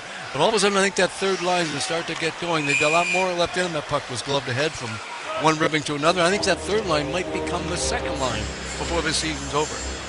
Well, do you remember your first career goal? Yeah, I do. It was in Minnesota. Remember who you scored it on? Against the North Stars. Yeah, big goalie. Cesar Maniago? No. Come to me. He played. I think he played in Vancouver. We'll have to get the research department on it. See who that was. I asked Larry Murphy the same question. He couldn't remember the goaltender that he scored his first career goal. It's got to be about, 15, 16 years ago. I mean, that's a lot of time. 2-1 Red Wings on the breakout. Beniers got it now to Eberle. Center ice circle, drops it to the trailer. Vince Dunn. Over the line, shot the puck, and making the easy save with a glove hand is Cam Talbot. Been a good player now for a long time. Vince Dunn let it to go. It's a routine stop at Cam Talbot. We're not complaining. He's not been that too busy. 14 shots for Seattle. Wings have 13. Seattle 9-4-5, 23 points coming into tonight's hockey game. 3-3-2 on the road, but their home record's pretty good, 6-1-3. From the draw, the puck is sent around the left side and out to center ice. Red Wings slowed up, and now it's pushed ahead. Here is Catton up across the Detroit line, trying to hit the trailer. It's off a Red Wing stick. And Johansson in behind his own goal, hands it off. Out to center ice it comes. Appleton fires it off the boards and into the Seattle zone. Danielson stole it, moves out in front, he scores! His second career goal makes it 3-1 Detroit.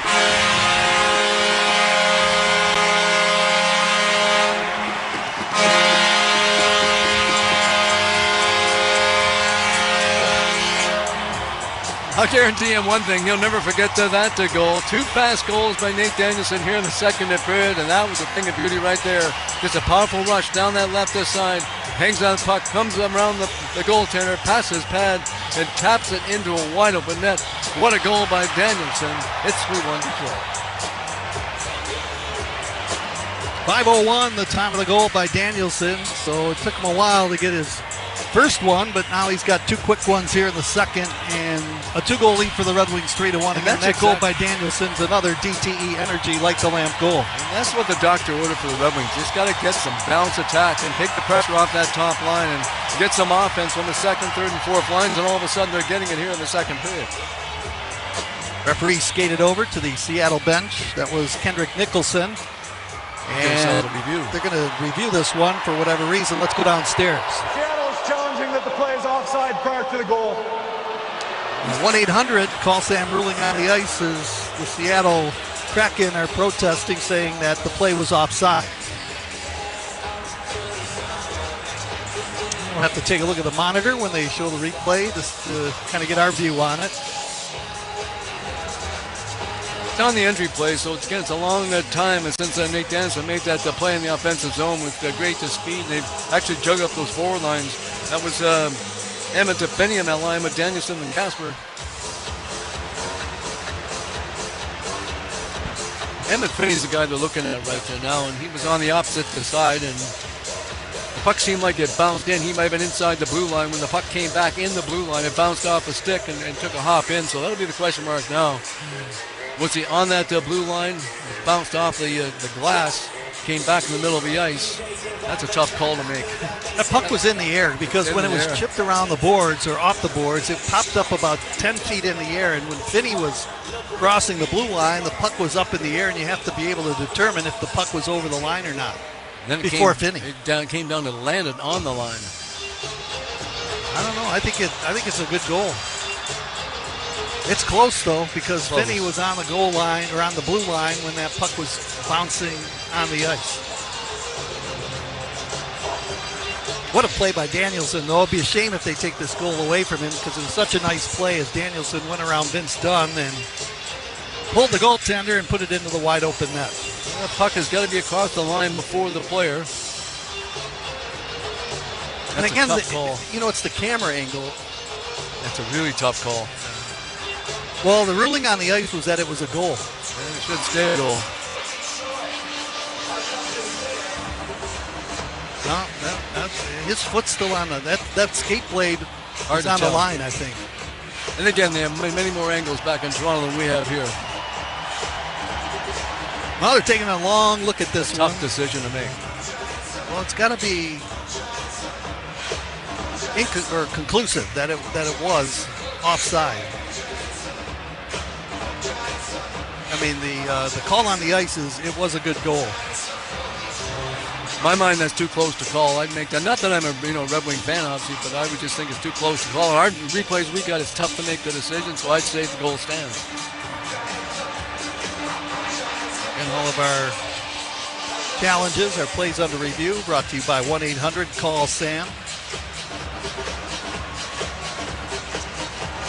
I don't know, it's pretty hard to determine to call it off if they're taking this much time, I think. But you never know. We've seen a lot of things happen. We've called things that we think are right, but turn out to be the other way. These kind of plays, 99% of the time, they get it right. They take a long time. It's important to do it, and make sure you get that call right if you possibly can.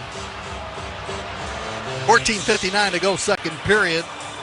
Right now, the Red Wings are looking at a 3-1 lead over the Kraken after Danielson's goal here. He scored the last 2 goals for the Red Wings. It's one of the longest reviews I can remember in quite some time. Now Larkin skates over and has some words with Kendrick Nicholson, one of the referees. Chandler Stevenson in there as well. He's not involved in the decision-making process. And they get the referees involved now. They're talking to the people back in Toronto.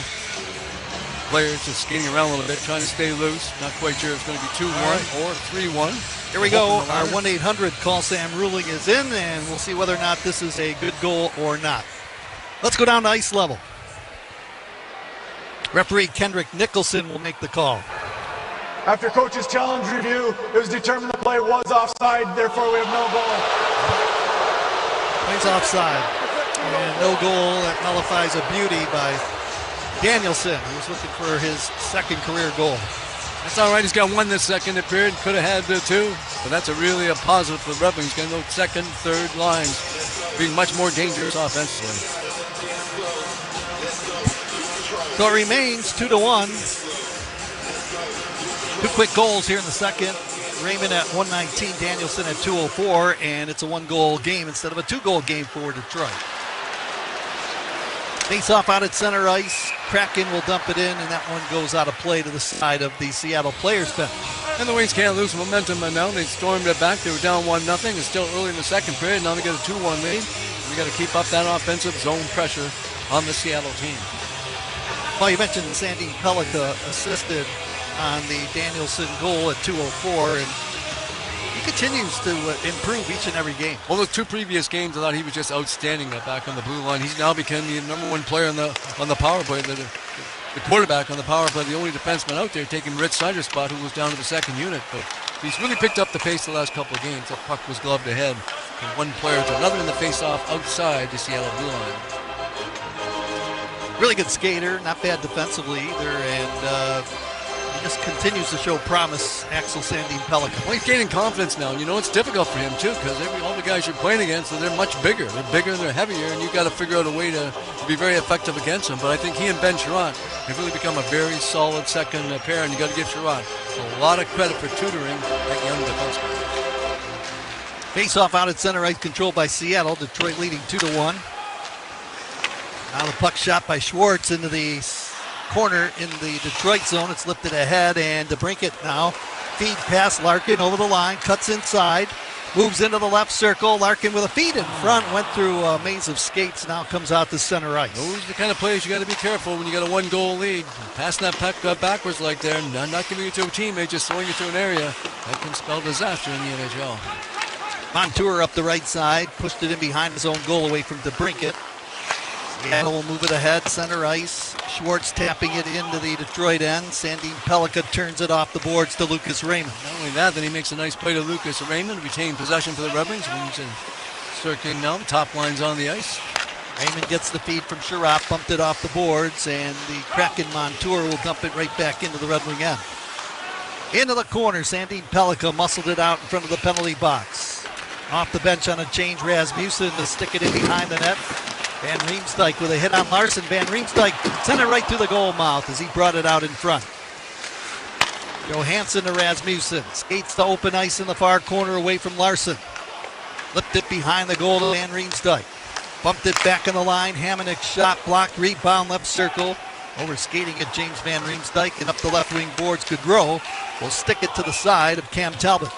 Good dish up the Red Wings a fourth line. They're best in the first two periods. Michael Rasmussen stays on that line with Andrew Copp and James Van Riemsdyk. Calling this icing against the Seattle Kraken with 13:15 to play in the second period. Detroit on top 2-1. Tonight's broadcast brought to you by Meijer. Meijer is the official grocer of the Detroit Red Wings radio network. Meijer brings more good to hometown hockey. It's hard to believe the Boston Bruins were in first place. They still are in first place in the Atlantic Division. Helped the Washington Capitals. They were in first place last year. They're last now in the Metropolitan Division, but they picked up a 2-1 victory last night against the Los Angeles Kings. Up along the outside rim of the left circle in the Red Wing zone, digging it loose for a moment. JT Comper, second effort, backhands it behind his own goal to Hamonic. Now it's backhanded out the center by Marco Kasper. Kraken in over the Red Wing line. That's Catton into the corner. Kasper tied up his man. Catton took a poke at the puck and now trying to jam it free as Johansson came back to the blue line. A shot and they score. Evans fired it from long range, and I don't know if it was deflected in front, but it's a 2-2 tie after the goal by the Seattle Kraken. Nothing that fancy, just win that battle and get it back to Riker. There had to be probably 5 or 6 players down in front. Don't think Cam Talbot ever saw that shot. It beat him on the short side. A big goal for Riker Evans, the young defenseman. And the Seattle Kraken looked like they might be down 3-1, have now tied it at 2 goals apiece. 7:26, the time of the goal by Riker Evans. So that goal that was deemed offside by Danielson, looming big right now as the Kraken come back to tie the game 2-2. It's a third line.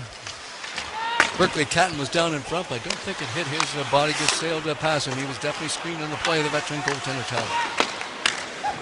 Now the puck is in behind the goal. Finney with an outlet feed comes out in front. Gloved by a Red Wing, then a Kraken player, and it's still at the blue line and shot back in by Danielson. Red Wings have to tag up, otherwise they're offside. They do, as Matty Beniers lifts it up the right side to Montour, out to Stevenson. Eberle taps that puck into the corner in the Detroit end. So Evans with the tying goal, 15 shots by Seattle, 13 for the Red Wings. Game is knotted up 2-2. Wings dump it in. DeCord sweeps it into the corner. The Red Wings fired across the ice. It's off the stick of Dylan Larkin out to center ice. Eberle checked off the puck by Larkin. Larkin saying he had his stick held, but the play continues. Sandine Pellica in front of the penalty box fires it into the Seattle zone. The training staff had that stick ready for Dylan Larkin when he skated past the bench. Out to center ice. Witherton to dump it in. Goes after his own dump in. Moves into the corner. Larkin stole the puck for Detroit. Lifts it out to center. Racing over the line. Trying to get to it is DeBrincat. They wave the icing off as DeBrincat won the foot race. Now Jaden Schwartz will backhand it to the trailer Larson. Up across the Red Wing line. Witherton slides it in front of the Red Wing goal. Knocked away by the Wings defense. Chandler Stevenson rolls it into the corner. Bouncing puck there. Sider took a poke at it. Now DeBrincat rolls it up the left wing, and the Wings come out to center. That's Dylan Larkin. Pass to Raymond over the blue line. Lucas Raymond fighting for real estate. Tripped up a little bit in the corner. Vince Dunn will collect the puck, move it out to Schwartz at center ice. Now to Witherton. Up across the Detroit blue line. Cuts wide. Sends it in behind the goal, and it's intercepted by Johansson, who finds Larkin on a long shift out to center, and he'll roll it over the line to James Van Riemsdyk. Now a centering attempt in front of the goal, broken up by Vince Dunn. Out to center ice, Gaudreau got it ahead, racing over the line. Here's Yanni Newman. Newman went hard to the net and crashed into Talbot. There goes the net. Talbot is down, and now we've got a little brawl back into the corner. Mo Sider in a wrestling match. He got Kopp in there trying to get at his man, and Cartier's in there as well. Sider is still wrestling with one of the Kraken player there and behind the goal. Well, the good thing, it looks like Talbot's okay, but I'll tell you what, he was hit pretty hard as the player Witherton went hard into the net. And you got to give him a minor penalty for doing that. You can't run over the opposing team's goaltender, so we'll see if the call is here. He got a bit of a nudge from behind, but he did stick out that arm in the last second before he got worked over by numerous Red Wing players. Newman, who actually hit the goaltender Talbot. Red Wings have yet to have a power play in the game. Only one penalty call that went to Edvinsson in the first period, and that's when Eberle scored the power play goal with under a minute to go. Newman's a big defensive forward. They expect more from him. He's got 3 goals so far this season. He's a big guy, though, 220 pounds.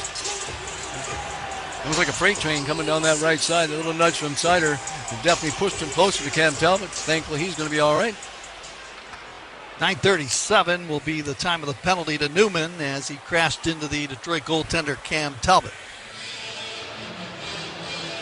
Now we've got a meeting of the captains out at center ice. You've got Eberle and Larkin out there talking to the referees, Jake Brent and Kendrick Nicholson. We've had lots of replays in this second period of play. Weren't quite sure about the first goal by Nate Danielson. Bounced in off his skate. They ruled it wasn't a kicking motion. Then we had the other play. It was very difficult on a beautiful play by Danielson. That puck was up in the air and hard to tell when it crossed the line.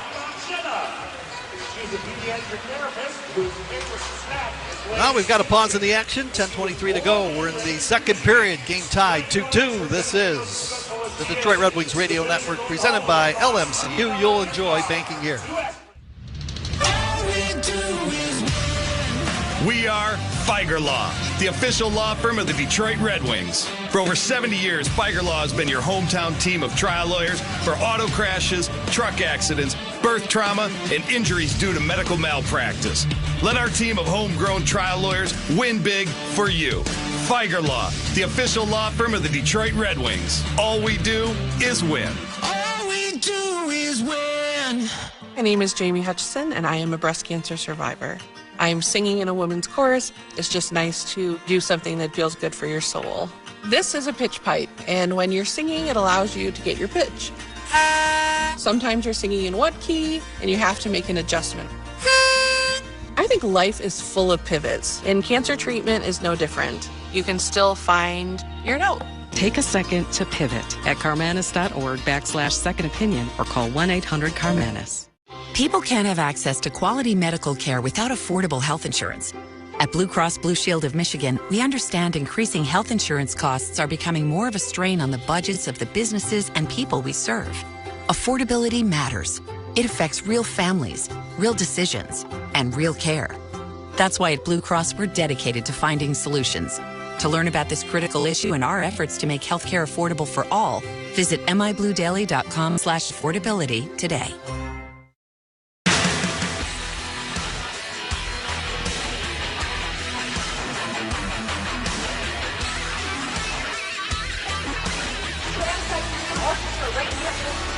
Johnny Newman in the Seattle penalty box. Red Wings will go on their first power play. This comes at 9:37 of the second period. 2-2 tie after the goal by Evans.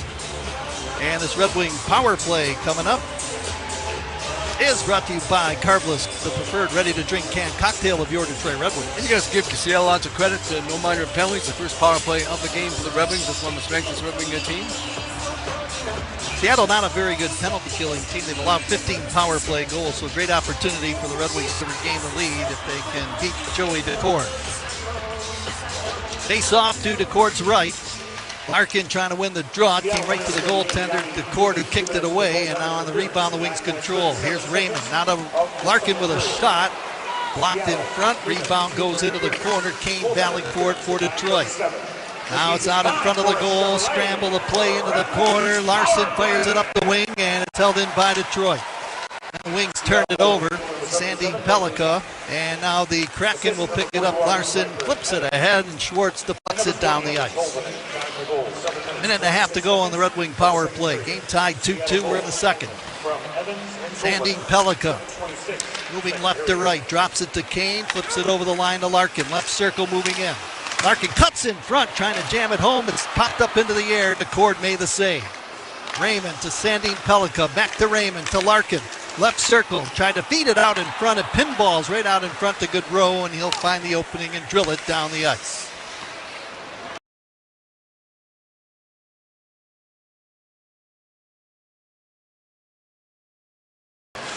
Wings have exactly a minute to go in their power play. 2-2 tie, 9:20 to go in the second period. Here comes Raymond, burst of speed through the Hockey Town logo. Dumps it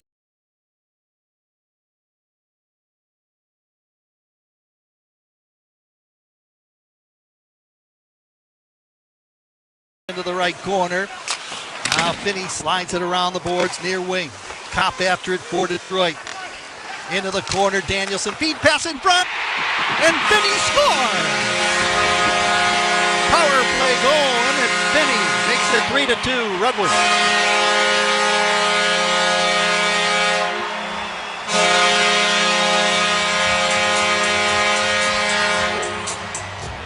Well, definitely no replay on this one. Great to Shape Finney's been quite this some time. Good for that young player. He's hung in there. He's been a good player all season long. Perfect centering a pass. He had plenty of time. He let it to go. Great play by Nate Danielson. Boy, what a second period he's had here. He's got a goal and assist. Can easily have 2 goals and an assist. He'll pick up the primary assist, and the Wings have taken the lead. It's been a while. Finney now with 5 goals on the season. And he gives the Red Wings the 3-2 lead. Time of the goal, 10:56. And that power play goal by Finney was another DTE Energy, like the Lamp goal. And that was the second unit. Got that power play goal for the Red Wings. Wings turn the puck over, deep in the zone. Here come the Kraken quickly back through the neutral zone. On tour on Sider to dump it in behind the Red Wing net. Nicely defended by the Red Wings. Took that on-man rush away from Seattle. Here's Appleton up the right wing boards, out to center ice, and he'll shoot it off the glass. The puck eluded Joey DeCord, and now it's picked up by Eberle, and he'll sweep it out to Benier. Found forechecking pressure by Detroit. Marchman down that left side. Big, strong, heavy forward. Knocked off the puck, though, as the Red Wings jam it up the wing, and here comes Kopp over the blue line. Flips it in front for Rasmussen. He was stepped into, though, and could not get to the puck. It was Eberle defending. 3-2 in favor of Detroit. 8:10 to go in the second period. Marchman in over the Red Wing line. Trying to thread the needle. Bounces into the corner. JT Comfort rolls it around the boards. Now Johansson lifting it out to center ice. Dunn will step into it. Now stride over the Red Wing blue line. Makes his way in. Shoots the puck. Big fat save by Talbot. Quickly on the attack. Comfort finds Kane at center. Chipping it into the corner for JT Comfort deep in the corner, and he's checked along the boards. Manages to get it to Kane, though. Sends it to the line. Hamonic to Johansson with a screen shot. That one ends up off a body in front of Joey DeCord and into the corner. Puck dug around the boards, right side, trying to jam it loose. Shane Wright comes back to the blue line, holding it in. Ben Sherratt. Now to Sandin Pellikka. Screen shot fired it wide. I don't think the courts saw that one at all, as there was a lot of players right out in front of that Seattle goal. Red Wings on top 3-2. Casper tried to center it out in front from behind the goal. Bounces into the corner. Kane to the blue line. Sherratt to Sandin Pellikka. Fires wide, looking for a tip from Casper. He didn't get a stick on it. Now into the corner, Lucas Raymond shovels it around the boards. In deep, Sandin Pellikka. Got it back now to the blue line to JT Comfort. To Sherratt, left circle feed. Back in the line, Sherratt gets it again. Shoots the puck, save made, rebound comes right out in front of the Seattle goal. And the Red Wings hustle to hold it in. This time Larkin feed pass left side to Brinket. And looking for a tip in front. It comes back to the blue line. Red Wings threatening. Larkin turning with it. Right face-off circle. Goes in behind the goal. Now moves into the far corner. Turns away from Adam Larson. Sticks it down low to DeBrinket. DeBrinket brings it all the way to the blue line. Throws it over to Ben Sherratt. Now to DeBrinket. It's in behind him. And it comes out the center, hustling after DeBrinket. And he'll have to chip it to his own blue line. Could definitely gain some confidence. Back-to-back shifts, long shift in the offensive zone. Good back-checking pressure here by Seattle. Took a scoring chance away from Detroit. DeBrinket steals, moves it in behind the goal. In the Seattle end of Dylan Larkin. He's being held, now muscled in along the corner boards. DeBrinket hustles after it, moves in front of Vince Dunn, slides it in front. A one-time shot by Raymond. Didn't get a lot of wood on it on the wrister, but DeCord freezes it in the goal crease. Coming in waves now, getting late in period number 2. Lots of pressure against that very good Seattle Kraken defense, and some good scoring chance on Joey DeCord. Wings enjoying a 1-goal lead. 5:56 to go in the second period. Red Wings 3, Seattle 2. This is the Detroit Red Wings Radio Network, presented by LMCU. You'll love banking here. Dearborn brand products are a taste of tradition, supporting the Wings, because nobody represents tradition better in sports. Hockey season and the holidays are the best with the Torch Glaze Spiral Ham. Available all over Metro Detroit and at our Dearborn and Roseville factory outlets. While there, pick up some of our famous kielbasa, smoked, fresh, and holiday. Visit DearbornBrand.com for locations near you. Find hams, sausage, hot dogs, and snacks. Heading north this fall? Don't forget about our extensive line of snack sticks and jerky. Start the hunt off on Target at DearbornBrand.com. RedWingsSports.com. Red Wings fans, get in the game at Dunham Sports to find great savings in every aisle. Since 1937, Dunham's has been bringing Red Wing fans the best values on the brand name sporting goods you want. Dunham's has your favorite brands like Under Armour, Adidas, Champion, Carhartt, Titleist, Bauer, Spalding, Warrior, Nordic Track, and many more at prices that are hard to beat. Get in the game and save at any of the 70 Michigan Dunham sports locations. Around here, it's all or nothing. And nobody has more all-wheel drive choices than Toyota. Now through December 1st, get 4.75 APR financing on any remaining new 25 RAV4 or RAV4 Hybrid. Or lease a new gas-powered RAV4 LE for $289 a month for 39 months with $36.99 due at signing. With approved credit through TFS, tax, title, and license extra. Call 1-888-36-TOYOTA for details or go to Toyota.com. Toyota, let's go places.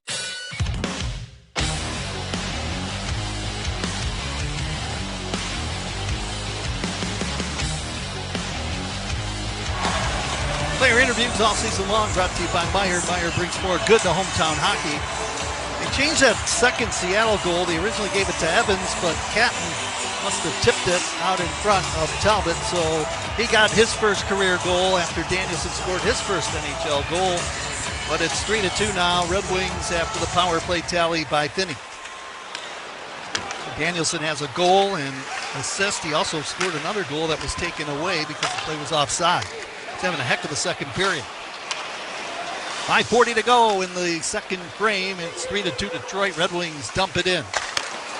Played around the right side board. Sider pinching down low. Keeps it alive as it's now tapped out to center ice. Edmondson rolls it to the side of Joey Decore.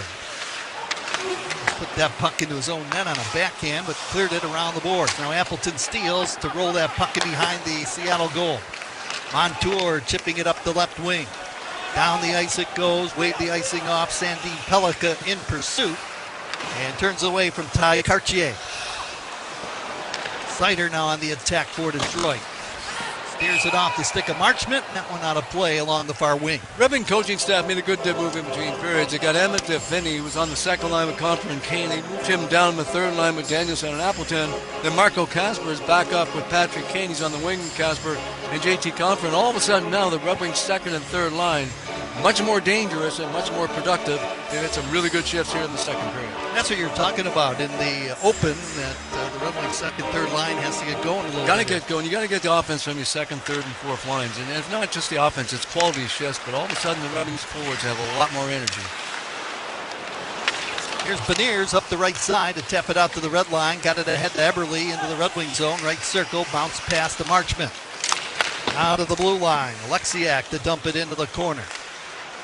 Andy Beniers stick handling through traffic, got it to Marchment.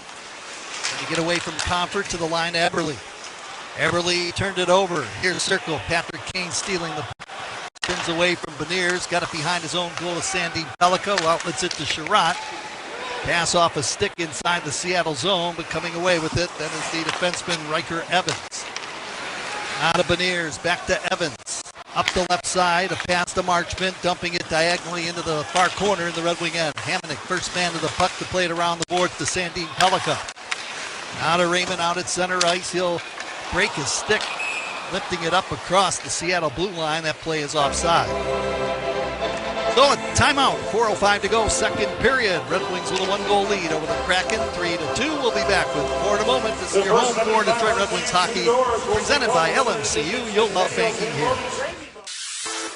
America's favorite place to watch sports is Stadium Swim, located at Circa Resort and Casino. Catch all the biggest games at a viewing experience built for sports fans. Chill in one of our 6 pools on 3 different levels for a perfect view of our massive screen. Located at Circa Resort and Casino in downtown Las Vegas on Fremont Street. Stadium Swim. Book your spot today at circalasvegas.com.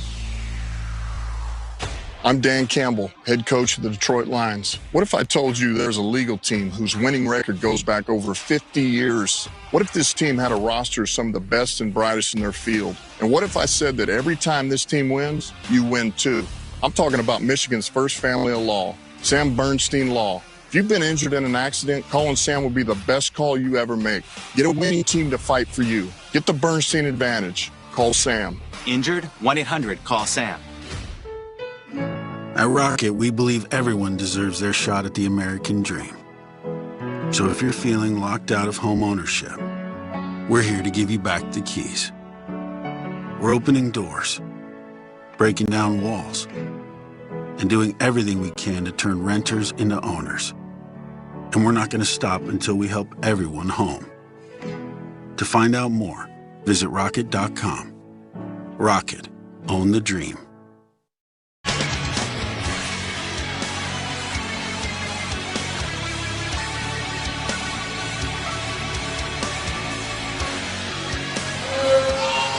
Advanced Thanksgiving's right around the corner. Red Wings have the perfect giveaway for you. Be one of the first 7,500 fans at the game on November 26th, the day before Thanksgiving, to score a Red Wings Centennial Zamboni gravy boat. Presented by Meyer. Grab your tickets at DetroitRedWings.com/tickets. Raymond Danielson Finney, the goal scorers for the Red Wings here in the second period. Berkeley Catton for the Seattle Kraken, 3-2 Detroit. Eberle scoring a goal in the first period on the power play for Seattle. Puck sent around the boards near side, in behind the Detroit goal, hustling after it. Joe Hansen for Detroit, moved it away from Ryan Winterton. Please chip it out to center. Dunn slides it over on the right side for Larson. He fires it into the Detroit zone from center ice. Now Joe Hansen behind the Red Wing net, jamming it up the left wing wall. Larson pinched in to keep the play alive in that Detroit end. Chandler Stevenson rolls it around the end boards. Now picking it up is Dylan Larkin. Fending off a check, moves out the center, then had his pocket picked by Schwartz, and then Larkin returns the favor, took it away. Here's DeBrincat moving in after getting the feed from Raymond, shot it wide of the goal, that one partially deflected. No shots on goal, but a very highly competitive shift for both these teams. Getting late in the second period, more good work for the Larkin line. They've been outstanding as they've been most of the season. Edmondson was chasing that loose puck into the Seattle zone, but the Wings were late coming back, therefore it's offside. You mentioned Matthew Nyes not playing the Maple Leafs as well, so now we got Matthew Nyes out, we got Austin Matthews out, but sometimes coaches sort of like those situations because it forces the other guys to really start playing. You haven't got these guys to carry it, it's up to you now. You got to start making some plays, so all of a sudden you get those guys going, then you bring back those guys, come back in the lineup, and now you're a much better team because of it. Remember last year when Matthews was out, the Leafs won a ton of games, and then when he came back in, it wasn't the same. But, yeah, they missed both of those players, obviously. Toronto trying to get back to their winning ways. It's 1-1 in Toronto tonight between the Blues and the Leafs. Wings dump it in, Cop on the doorstep. The cord will just freeze it with a glove hand along the ice. And Matthew Nyes is up in the top 25 of scorers. He's had a very good season. He logged some big minutes. He's a big, strong power forward, and the other guy's playing great is the former captain, John Tavares. He was captain of the Honors one part of his career. He was captain of the Maple Leafs. They took the captain away from him. They gave it to Austin Matthews. It hasn't bothered John Tavares. He's still a great player, but he leads that team in goal scoring. Tampa Bay with a 3-1 lead over the New Jersey Devils. Jake Gensel with a couple of goals for Tampa Bay. Kucherov the other. Nico Hischier with the lone Devils goal tonight. Anthony Cirelli coming back tonight for Tampa Bay. Definitely gives them a left. One of the better two-way forwards in the National Hockey League. He'll probably be on Canada's Four Nation tournament team. Seattle wins the face-off, slowly tries to come through the neutral zone, and a good non-call again by the referees. A little bit later on tonight, the Rangers in Vegas to take on the Vegas Golden Knights. The Rangers, one of the better road teams in the National Hockey League, and the Vegas Golden Knights are still battling injuries, but a very good team, especially playing on home ice. Hayden Hill, their starting goaltender, has not played much all season long. That's been a problem for the Golden Knights. And Mark Stone, who got off such a great start, I think he had something like 9 points in the first 4 games. Then he got injured. He hasn't played quite some time. And how about New Jersey? You mentioned about them. They're playing tonight without Jack Hughes. They got a couple former Red Wings, Dennis Chalowski back on the blue line, and Luke Glendening on that fourth line, playing for the Devils. And I think that's a dangerous team. Hughes going to be out for a little bit. They have surgery on his fingers. That puck comes back into the Detroit zone now. Casper trying to knock it away from Newman, and he does it the second time. He throws that puck around the boards near side for Sandin Pellikka. Outlets it out to center ice. Nope. Casper lays a shoulder-to-shoulder hit on Newman. Now carrying the puck into the Seattle zone. Sherratt with a shot, and the stick Saved by Joey DeCord, and the rebound is in the protective netting along the near corner. Devils really off to a good start this season, and they've been building that team for quite some time right now, but they're really good. And Sheldon Keefe, he's the head coach, the former Maple Leaf head coach for a couple of good seasons in the Toronto. They had some great success there, but yeah, it's a well-coached team, and they got a lot of guys in the injured list, although Dougie Hamilton, I think, did come off the injured list tonight. Big, strong defenseman's been around for a long time, got a big contract, but a lot of rumors about New Jersey wanting to move Dougie Hamilton. Here's Finney, who gave the Red Wings the lead with a power play goal, played it to the blue line.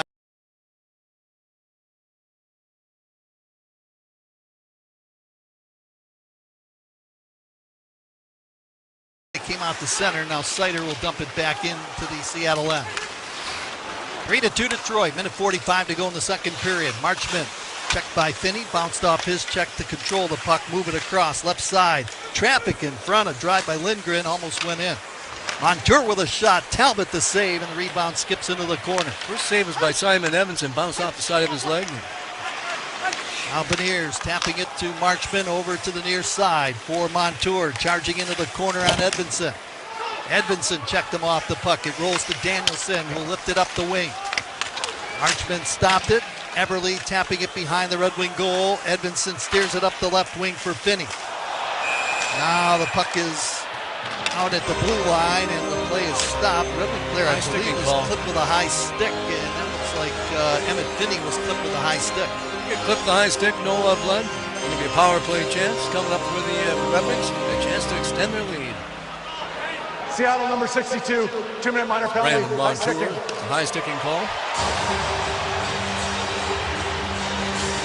Seen that long ago, he actually was playing for the Florida Panthers. He's a great defenseman there in Florida as well.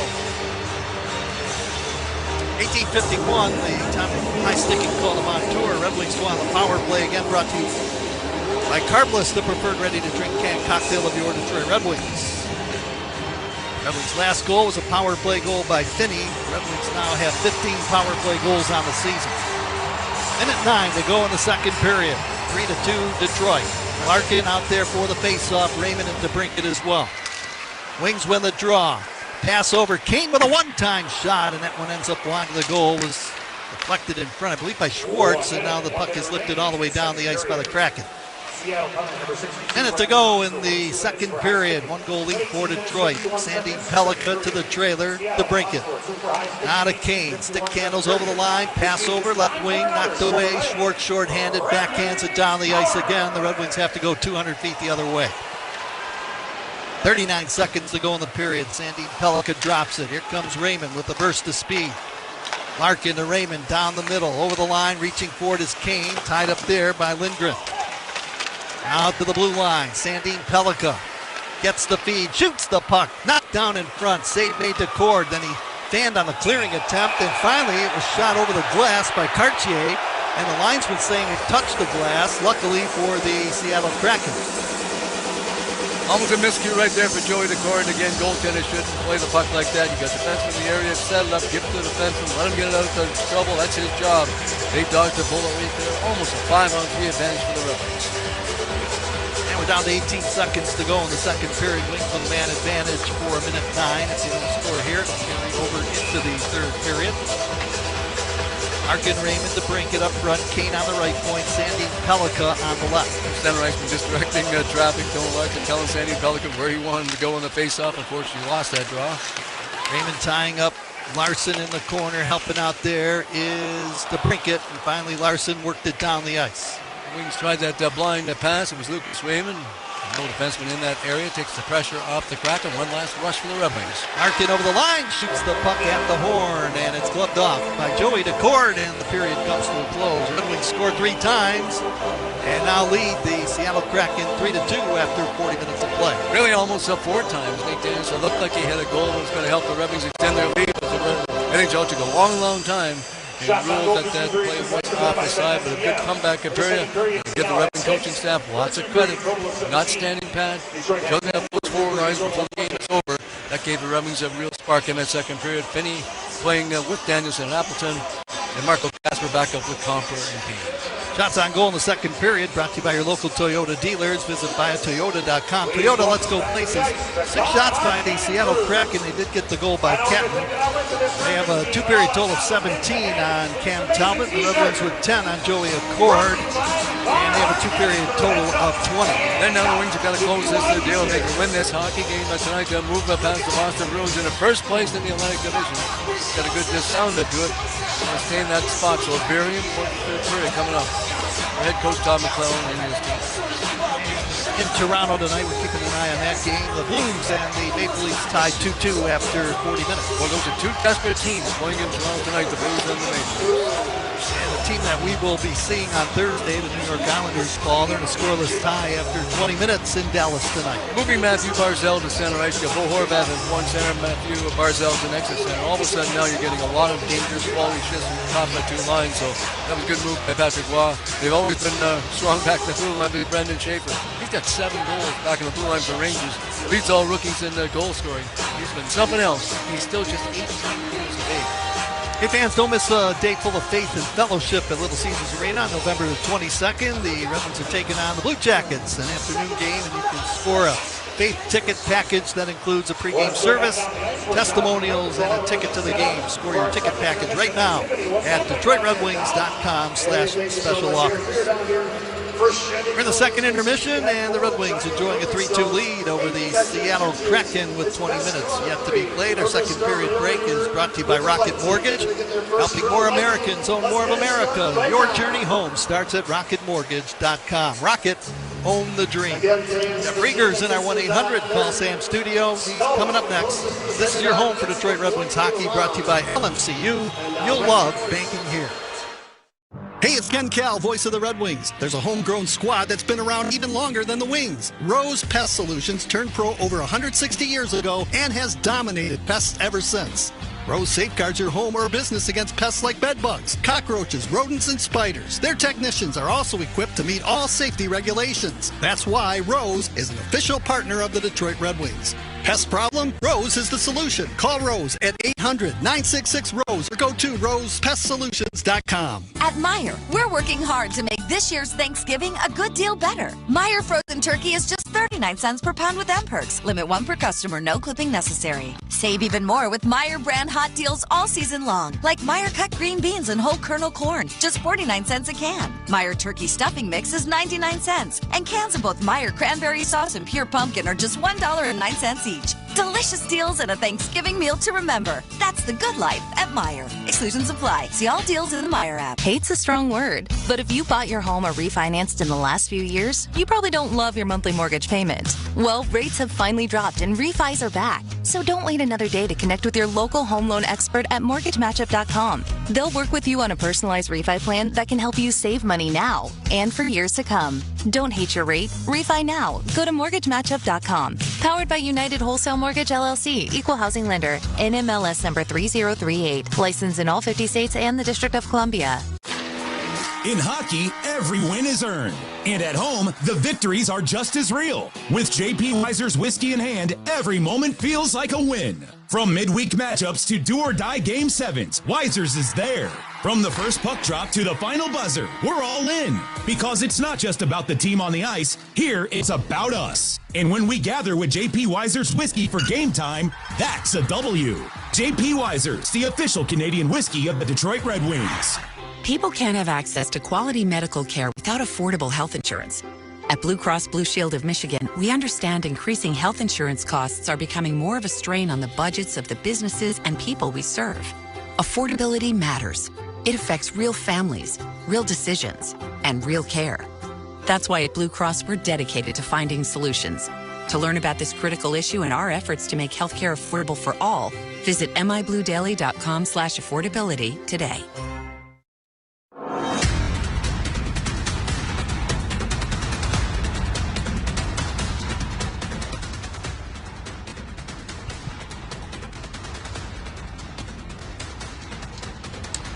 Welcome on back. 1-800 Call Sam studio. Nice period for the Wings. They're up 3-2 on the Kraken after 40 minutes of action. Go ahead, hit the scoring summary. Brought to you by McLaren. McLaren and the Carmanis Cancer Institute, your best chance.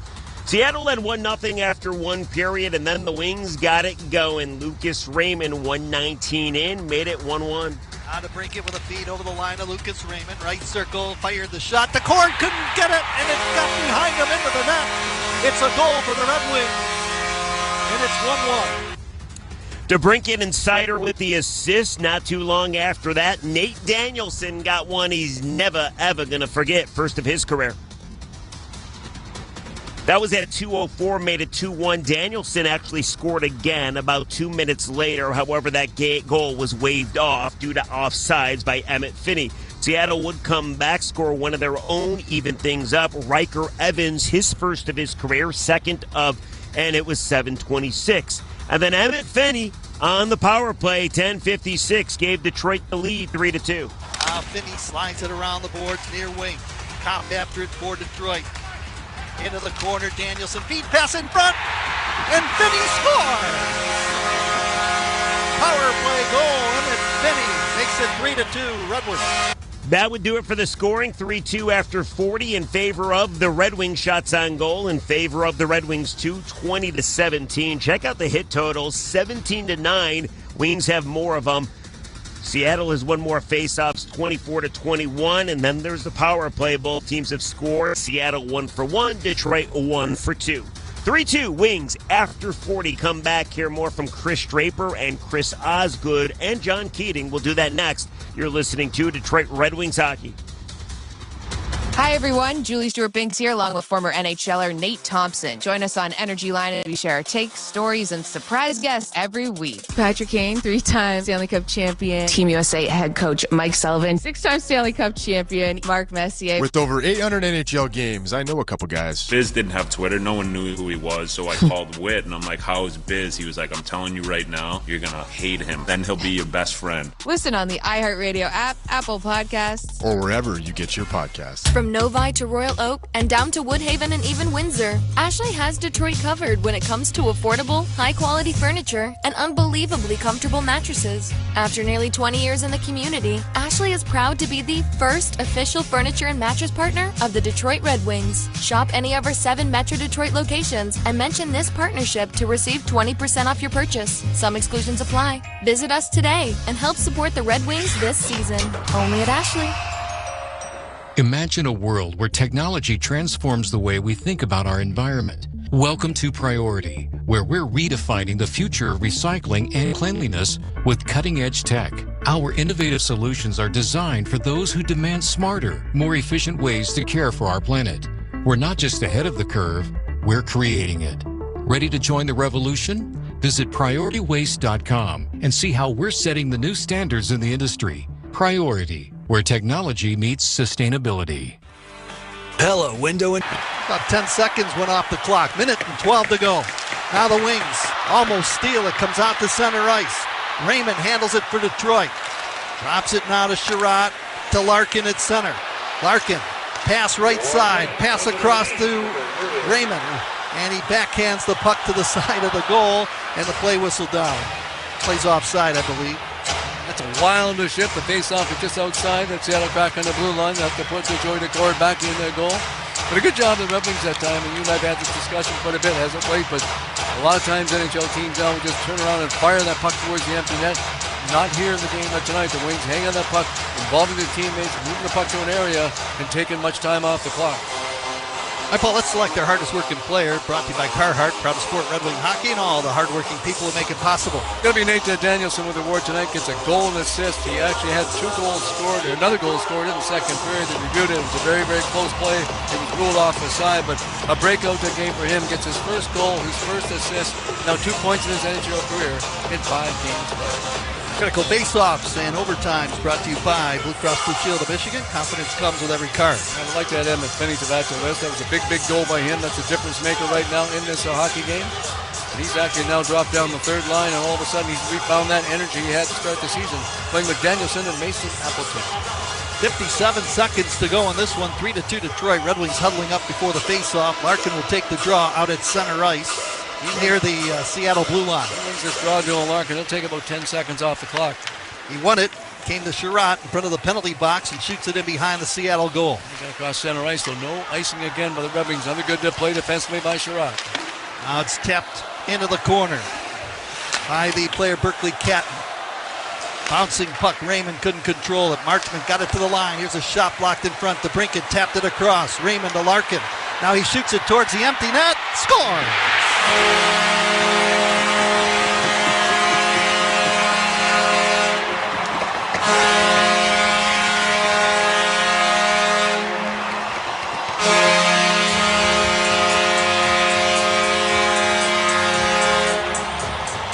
4-2 Detroit.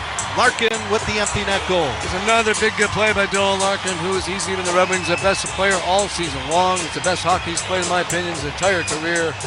He gets rewarded his 12th goal of the season. The Red Wings put it away. They get a 4-2 lead with 29.5 seconds left. 19:30 will be the time of that Larkin goal, which is also a DTE Energy Light the Lamp goal, and the 2-goal lead for the Red Wings. 30 seconds to go. He just got 2 goals less than Nathan McKinnon, who leads all NHL players with 14 goals so far this season.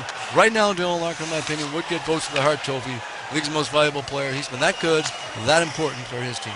Sider with a shot from the right circle on goal. DeCord will just hang on to it. 13.7 seconds to go, and the Red Wings about to pick up their 12th win of the season, and that would give them 25 points, and they'd be all alone in first place in the Atlantic Division. It's got a nice sound to it. I hope to hear that many more times over the course of the season. Wings with a face-off, just backpedaling to his own blue line is Sider, rolls it ahead center ice. Cobb shoots it to Sider, it's keep away in the Red Wing zone. Edmondson hanging onto the puck. No attack by the Kraken. This game comes to a close.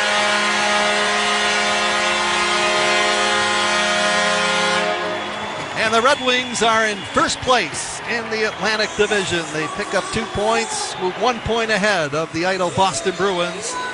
12th win of the season for Detroit, 25 points. Final score here tonight, the Red Wings 4 and the Seattle Kraken 2. They had a great job of the Red Wings. Again, it was going to be a tight checking game. That's what Seattle's been known for. They did that in the first period, but the Wings got loose, or got better in that second and third period. The coaches made that line change and got Finney down with Danielson and Appleton, and then moved up Casper up with Comfer and Kane, and that seemed to change momentum. It got the Red Wings going.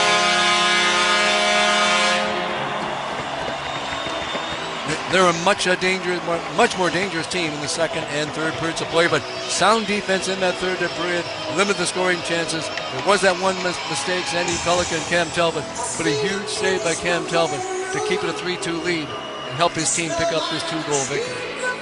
The young guys really contributing in that second period. Danielson, his first career goal, also picked up an assist on the eventual game winner by Emmett Finney, who connected for his 5th of the year on the power play. And